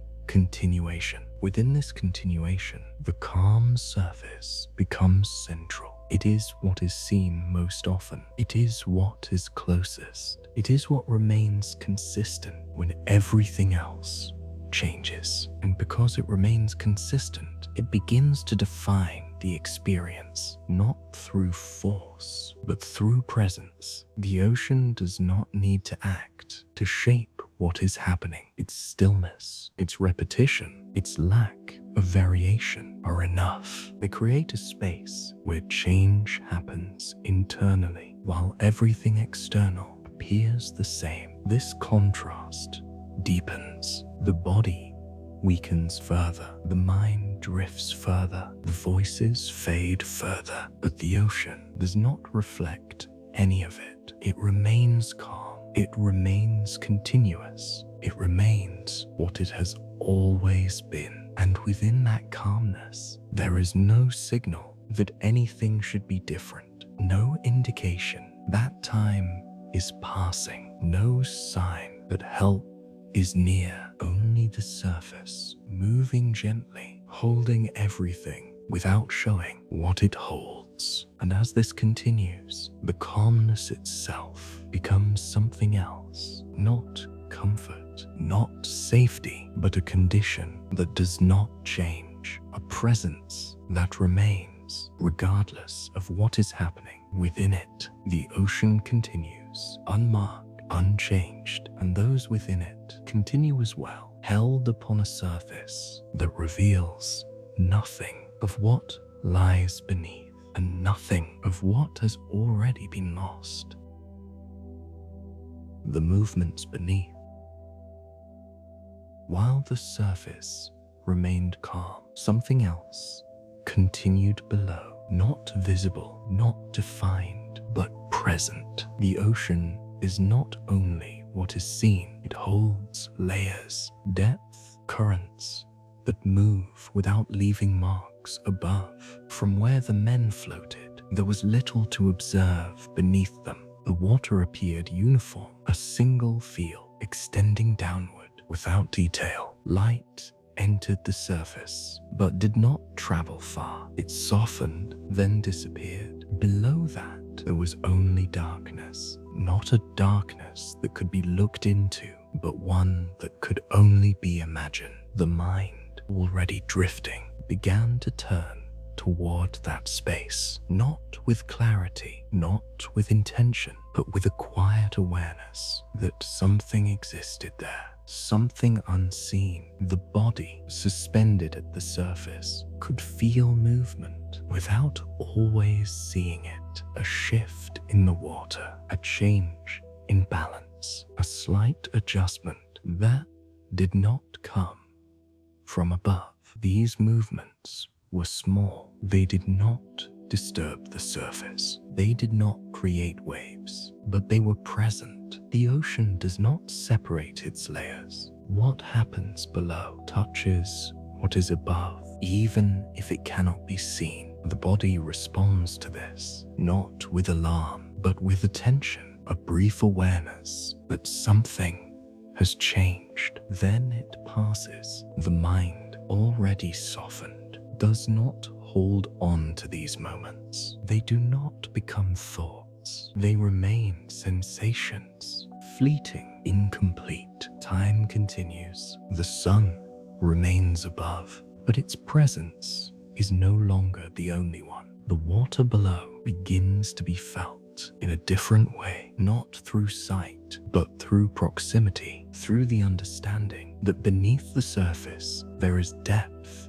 depth that cannot be measured, depth that does not reveal itself. The ocean does not show what it contains. It does not offer signs. It does not prepare. It simply exists in all directions. Some begin to look downward, not clearly, not with expectation, but with a quiet curiosity that does not fully form. The water just beneath the surface reflects light enough to obscure. It does not become transparent. It does not allow the eye to enter. It remains a boundary, a surface that can be touched but not seen through. The idea of what lies below grows slowly, not as fear, not yet, but as awareness. The ocean is not empty, even when it appears so. This understanding does not arrive suddenly. It builds in the same way everything else has, gradually, quietly, without clear beginning. The body continues to float, but it is no longer only aware of what is above. There is a sense, subtle, unformed, that something exists below that cannot be known. This sense does not dominate thought. It remains at the edge of awareness, present but not defined. The movements beneath continue. Currents shift. Water flows, not in ways that can be followed, but in ways that can be felt. A slight pull, a change in position, a movement that does not originate from the body itself. These changes accumulate. They do not interrupt. They do not call attention, but they alter the experience. The surface, still calm, still continuous, is no longer the only reality. There is something else, something that does not appear. The mind, in its drifting, does not resist this idea. It allows it to exist without question, without conclusion. Voices, already distant, do not return to discuss it. There is no shared understanding of what lies below, only individual awareness. Each person within their own space holds a quiet sense that the ocean extends beyond what is seen, and that extension cannot be controlled. The body, already weakened, does not respond strongly. It continues as it has, maintaining position, using what remains. But the presence of depth adds something subtle, not weight, but dimension. The experience is no longer only horizontal, it is vertical, above the sky, below the unknown, and between them the body, held in a narrow space that does not move far in either direction. This awareness does not create urgency. It does not lead to action. It remains quietly as part of everything else. The ocean continues, its surface unchanged, its depths unseen, and those who float upon it remain suspended between what is visible and what is not, without clarity, without control, only with the steady understanding that what surrounds them is more than what they can perceive, and that this unseen presence does not need to reveal itself to remain. It is already there, moving, silent, and unchanged. The silence that grew around them. As time continued, something else began to change. Not in the water, not in the sky, but in the space between sound. Silence does not arrive all at once. It forms slowly, almost without notice, until it becomes something that surrounds everything. At the beginning, there had been voices, not loud, not constant, but present. Men had spoken to confirm they were still there, to reach one another across small distances, to remain connected. Those voices had carried meaning, even when few words were used. A name called, a short reply, enough to maintain a sense of presence. But as time passed and as energy diminished, those voices began to change. Not abruptly. They softened, then they shortened, then they appeared.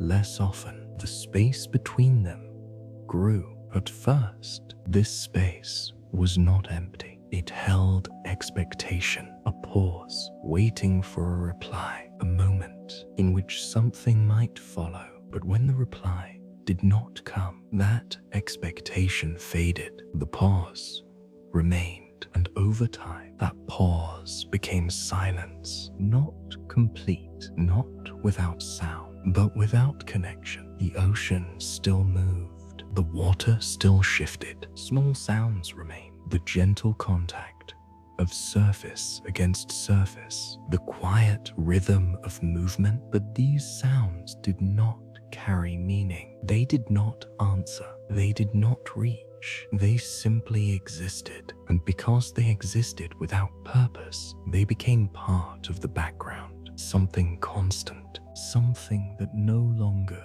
drew attention. The silence, in contrast, began to stand out, not as absence, but as presence, a space where something had once been and was no longer. The mind, already drifting, did not resist this change. It adapted. It lowered its expectation of response. It no longer anticipated that every voice would return, and with that adjustment, speech became less necessary. Some still spoke, but less often, and when they did, their words did not travel far. They remained close, often unheard or heard without reply. The effort to speak began to feel larger, not physically, but in meaning. If no answer comes, what remains of the word? The body, already conserving energy, began to reduce even this. Speech became rare, then quieter, then intermittent. The silence grew, not through force, not through decision, but through the gradual absence of what had once filled it. The groups, already loosened, now existed within this silence. They were still present, but less connected. The sense of being together was no longer reinforced by sound. It existed, but without confirmation. The eye could see another, but the voice did not always follow. And without the voice, the connection became softer, less certain. The ocean did not respond to this change. It did not fill the silence. It did not alter its rhythm. It continued as it had always done. The sky remained open. The sun remained above. Time continued without clear division, and within this continuity, the silence settled. It became part of the environment, not separate from it, but woven into it. The mind, no longer anchored to constant interaction, turned inward more often. Thoughts moved quietly, not spoken, not shared. They remained within, short, incomplete, often fading before they formed. This inward movement did not feel like withdrawal. It felt like stillness, a reduction, a narrowing of awareness to what remained closest. The body, the water, the immediate presence of being. Everything else became distant, even those nearby. The silence did not isolate completely, but it reduced connection to something minimal, something that did not require maintenance, something that simply remained. At times, a voice would return, unexpected, soft, a word spoken into the space, and for a moment, the silence would shift. It would open. It would allow that sound to exist within it. But if no reply followed, it would close again, not sharply, just gradually, returning to what it had become. The ocean continued. The surface moved. The depths remained unseen. And around those who floated, the silence grew, not empty, not without presence, but without connection. A quiet feel in which everything existed without needing to be spoken. And as it settled, it became something else, not simply the absence of sound, but a condition, a state in which words were no longer central, in which being did not require expression, in which the world continued without needing to be named. The silence remained steady, unbroken, and within it, everything else continued just the same. The edge of endurance.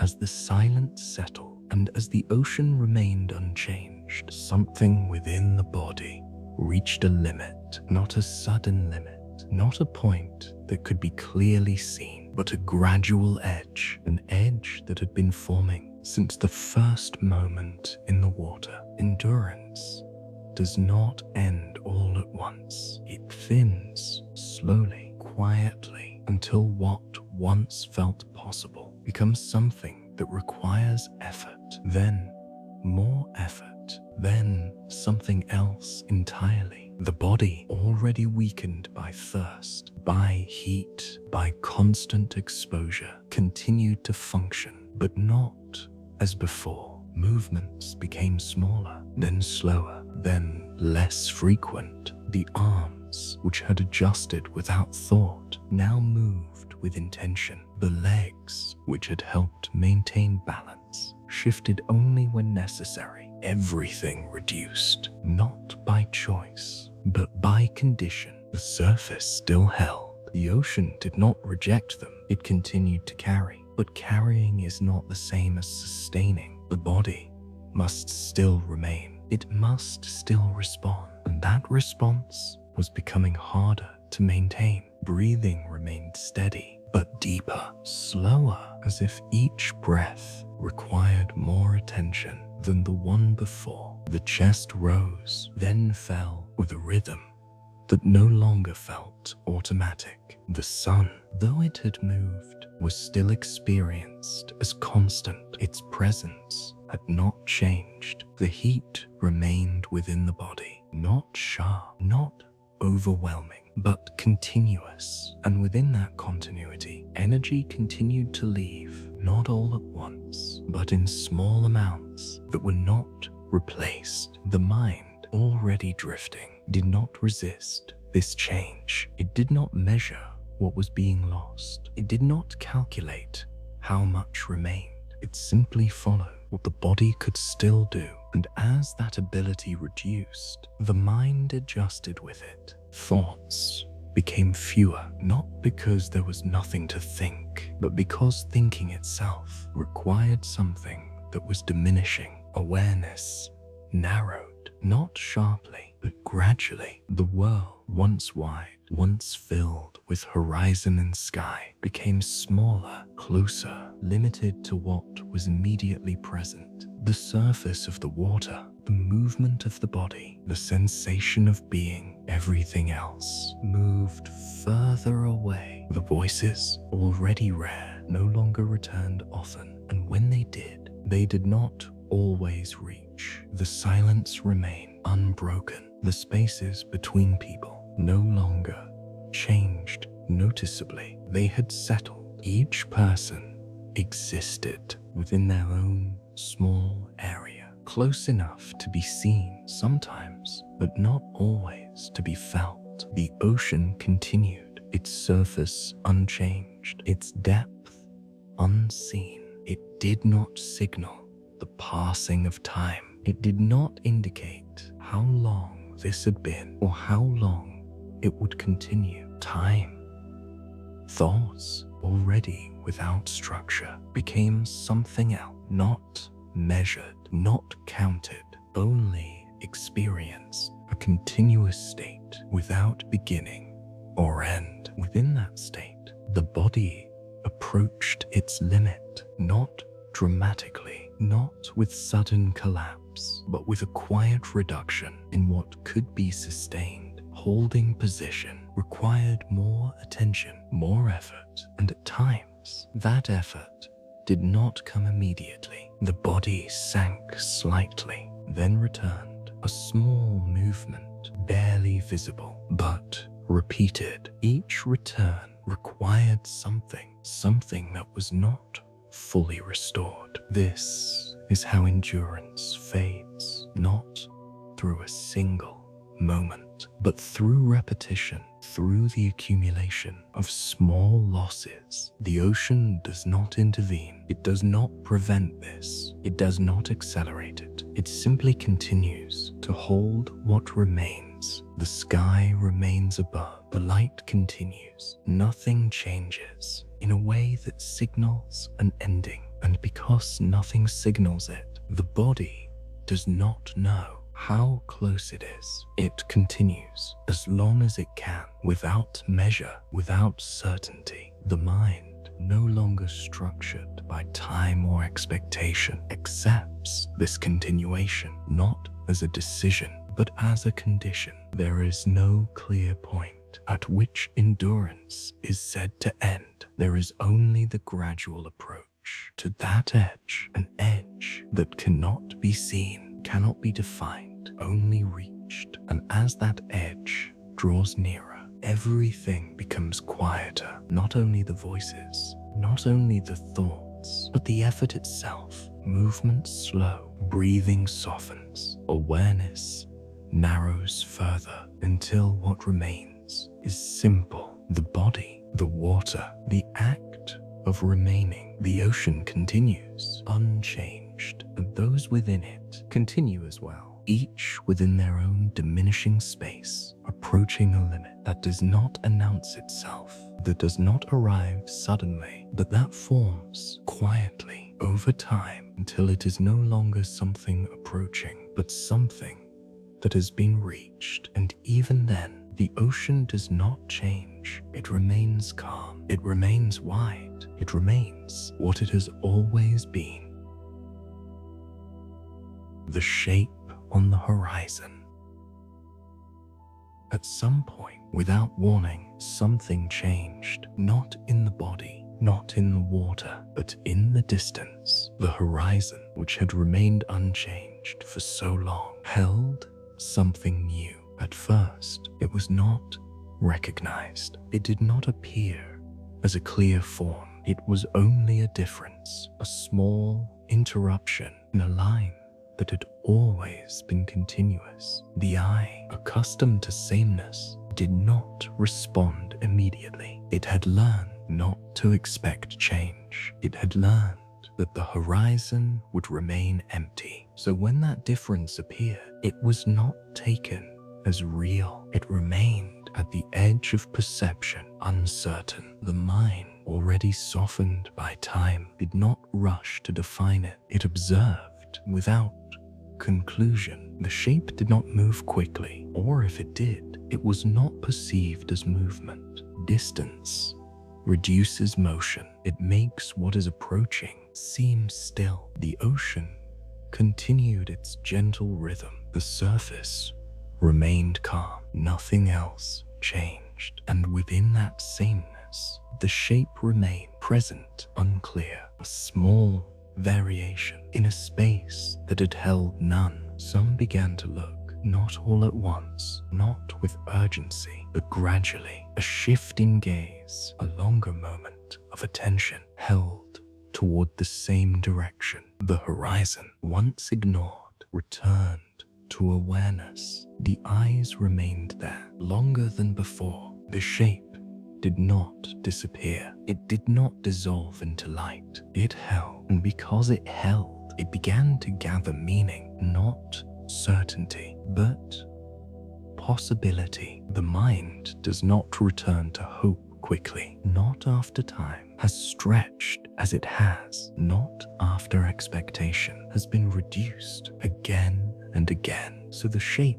remained without being named. It was not yet rescue, not yet arrival, only something that had not been there before. The body, though weakened, responded in small ways. The head lifted slightly, the gaze steadied, breathing changed, not faster, but more aware. Attention, which had narrowed to the immediate, extended outward again. This extension did not bring strength, but it brought direction, a point beyond the self. The shape grew, not quickly, not in a way that could be measured, but enough that its presence became clearer. It held form, still distant, still without detail, but no longer uncertain. Something was there. The ocean did not change in response. It did not reveal the nature of the shape. It did not carry sound.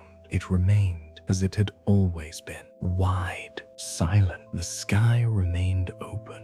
The light remained steady. And within this unchanged world, the only difference was that distant form. Some began to speak again, softly, not loudly, not calling out, but acknowledging a word, a sound, something that pointed toward what was seen. The silence shifted, not broken, but altered. It allowed space for recognition. Others followed. Their gaze moved outward. Their awareness extended. The shape held, and because it held, it became real, not fully understood, not yet confirmed, but real enough to remain in attention. The mind, which had adapted to stillness, began to adjust once more. It did not return to urgency. It did not rush toward conclusion, but it opened slightly, allowing for the possibility that something had changed. The body responded in the only ways it could. Small movements, a slight turn, an attempt to remain aligned with what was seen. Energy did not return, strength did not restore, but awareness shifted, and that shift was enough. The horizon, once empty, was no longer the same. It held something that had endured through distance, through time, through the absence of everything else. The ocean continued, unchanged, but within it, something had entered, not into the water, but into perception. The shape remained. It did not vanish. It did not fade. And because it remained, it began to gather meaning without needing to declare itself. The men in the water did not celebrate. They did not call out loudly. They did not break the quiet that had formed around them. They simply looked, held their gaze, and allowed that distant form to exist within a world that had held nothing for so long. The moment had not yet arrived, but it had begun quietly, without announcement, without certainty, only as a shape on the horizon, one that did not disappear, one that remained, and one that slowly became something that could no longer be ignored. The return of sound. The shape remained. It did not disappear. It did not shift back into the sameness that had defined everything before. And because it remained, something else began to return. Not immediately, not all at once, but slowly. Sound. At first, it was not clear, not a voice, not a word, just a change in the space that had been silent. The silence which had grown and settled did not vanish. It loosened. A small opening formed within it, and through that opening, sound began to exist again. A breath drawn more deeply, a movement in the water that carried intention. The body, which had reduced everything to what was necessary, began to respond to something beyond itself. Attention extended outward, and with that extension, the need to connect returned. A voice emerged, soft, uncertain, not directed loudly, not pushed across distance, but spoken. A single word, perhaps a question, perhaps a name. It did not matter. What mattered was that it existed, and once it existed, it created space for another. Another voice followed, not immediately after, but soon enough that the silence did not close again. These voices did not carry strength. They were not clear. They did not travel far, but they were real, and in their presence, something shifted. The silence was no longer complete. It held sound again. The groups, though still separated by distance, began to reconnect in small ways. A voice reached slightly further. A response followed, faint but present. The connection did not return fully, but it reappeared in fragments, in moments. The ocean continued its gentle movement. The surface remained calm. Nothing in the environment changed, but within it, the experience began to shift. The shape on the horizon remained the center. It had not grown enough to be fully understood, but it had not faded, and because it remained, it gave direction to everything else. Voices began to orient toward it, not consciously, but naturally. Words, when they came, pointed outward. Attention followed the same line. The horizon, once ignored, now held focus. The body responded in small adjustments, a slight turn, a repositioning, not to move closer, not yet, but to face what had appeared. Energy did not return. The body remained weakened, but intention began to form again, not as effort, but as orientation towards something The voices continued, still soft, still intermittent, but more frequent than before. The silence did not disappear. It remained the larger presence, but within it, sound now existed. And because sound existed, connection began to return, not fully, not strongly, but enough to be felt. The mind, which had drifted inward, began to extend outward again, not completely, not with clarity, but with awareness that something beyond the self was present. This awareness did not bring certainty. It did not confirm what the shape was. It did not guarantee arrival, but it altered perception.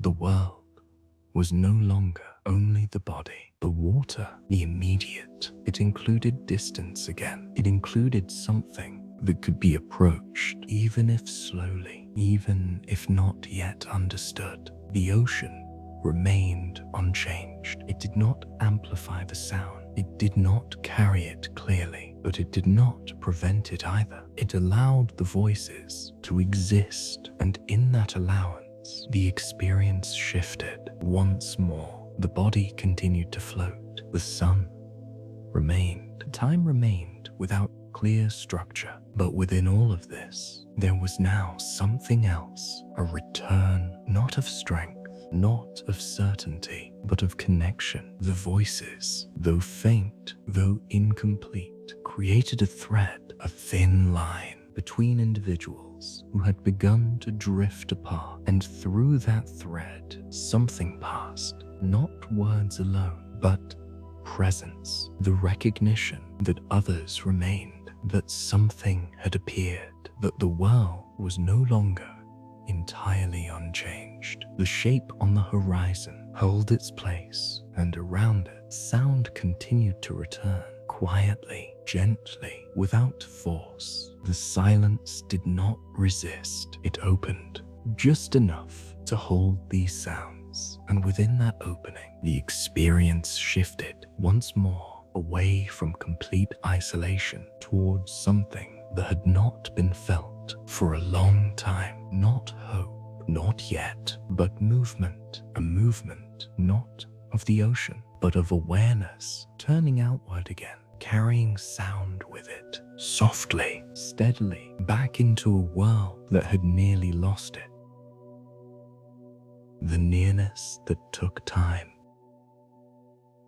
The shape remained, but it did not arrive quickly. Distance, even when reduced, does not disappear all at once. What is far can remain far, even as it moves closer. The eye, already adjusted to stillness, struggled to measure change. The shape seemed the same, present, unchanged, holding its place on the horizon. And yet, something within that presence began to shift, not in form, not in size, not in a way that could be clearly defined, but in certainty. It no longer felt uncertain. It no longer felt like a possibility that might vanish. It felt real. The mind, slow to return to expectation, began to accept this reality carefully, without urgency, without conclusion, only as something that remained over time. Time, which had lost its structure, now carried something new, not measurement, but direction. Before, each moment had been the same. Now, each moment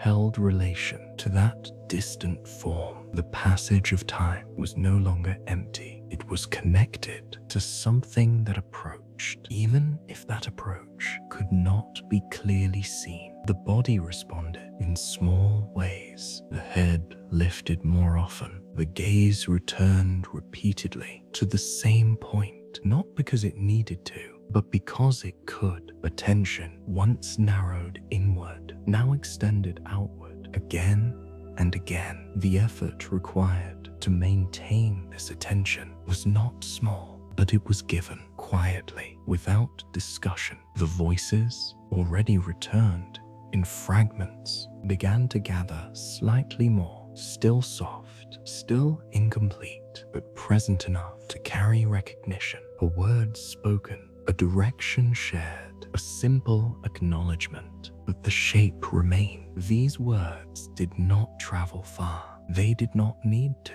They existed close to their source. That was enough. The ocean continued its gentle motion. The surface remained calm. Nothing in the water suggested urgency. Nothing in the sky signaled change. And yet, within this unchanged world, something moved closer. Slowly, almost imperceptibly, the shape began to separate from the horizon. Not fully, but enough that it no longer merged with the line behind it. It held its own place. A form still distant, still without detail, but distinct. This distinction changed perception. It allowed the mind to begin forming understanding. Not complete, not confirmed, but closer.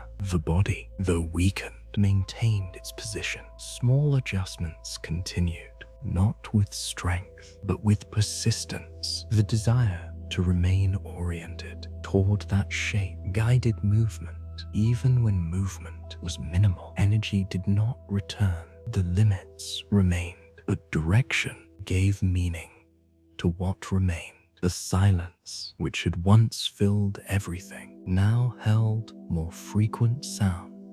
Still quiet, still soft, but less empty. The spaces between voices remained wide, but they were no longer untouched. They carried something: recognition, awareness, the understanding that what had appeared had not left. The mind continued to adjust, not quickly, not completely, but steadily. It allowed for the idea that something was approaching, even if that approach took time, even if that time could not be measured. The ocean did not change. It did not assist. It did not resist. It simply remained, holding everything within its surface. The sky remained open. The light remained constant. And within this continuity, the only change was nearness. A nearness that did not arrive suddenly. A nearness that required patience, even from those who had little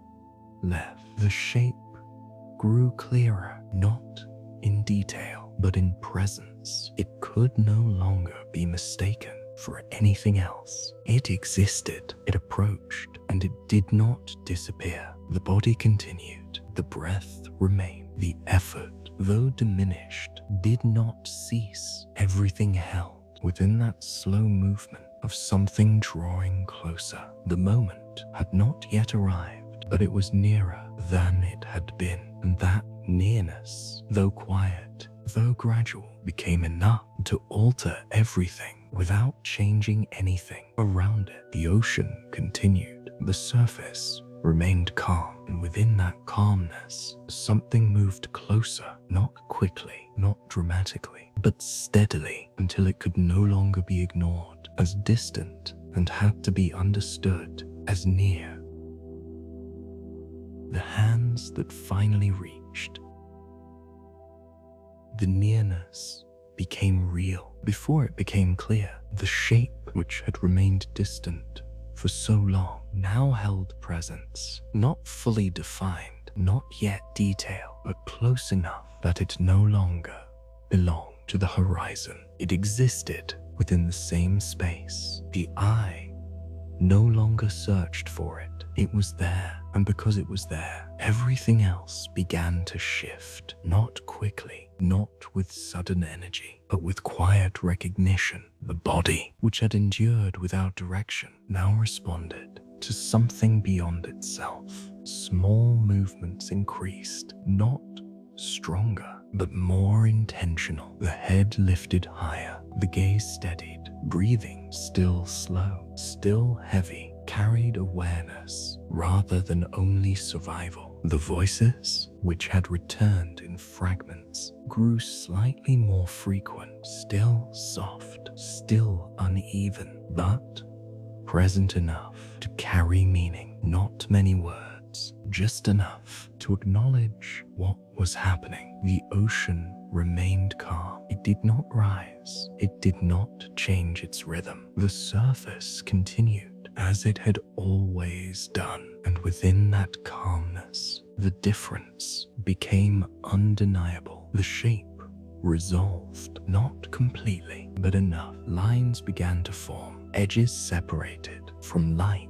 Movement became visible, slow but real. What had been distant was now near, and what had been near was now immediate. The body felt this change before it could fully understand it, not as strength, but as response, a reaching, not outward in large motion, but inward toward the idea that something had finally arrived. The mind, which had softened, which had drifted, which had reduced everything to presence, began to gather again, not completely, but enough to recognize this was not the ocean, not the sky, not the continuation that had held everything still. This was interruption, the first true interruption since the beginning. And because it was interruption, it carried meaning. The sound changed, not loud, not sudden, but different, a tone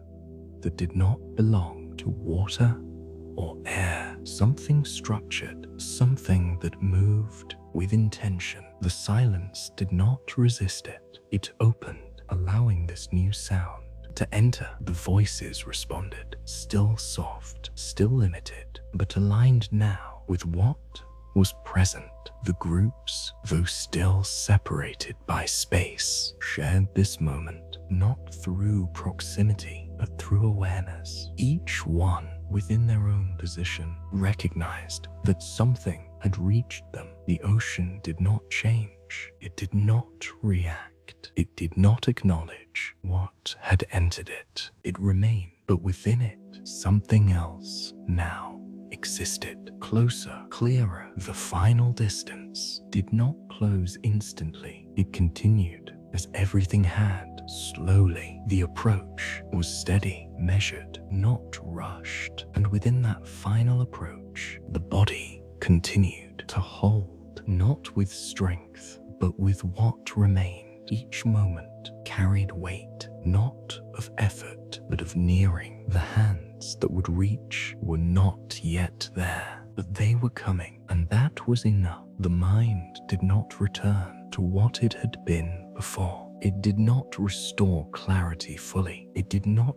rebuild what had been lost, but it recognized what was present. Recognition, simple, quiet, became the center. The surface of the water continued to move gently. The light remained. The sky remained open, and within that unchanged world, the moment finally arrived, not as a sudden event, not as a break, but as a continuation that had shifted from absence to presence, from distance to nearness, from endurance to contact. The first hands did not arrive with force. They arrived as everything else had, quietly, reaching, steady, real. And when they finally touched what had been held upon the surface for so long, nothing in the ocean changed. It remained calm. It remained wide. It remained what it had always been. But for those who were no longer only held by it, everything had already changed. Not loudly, not dramatically, but completely. And as they were lifted from the surface that had revealed nothing, the ocean continued without pause, carrying no mark of what had happened, holding no memory that could be seen, remaining as it always had been, while what had endured within it quietly began to leave.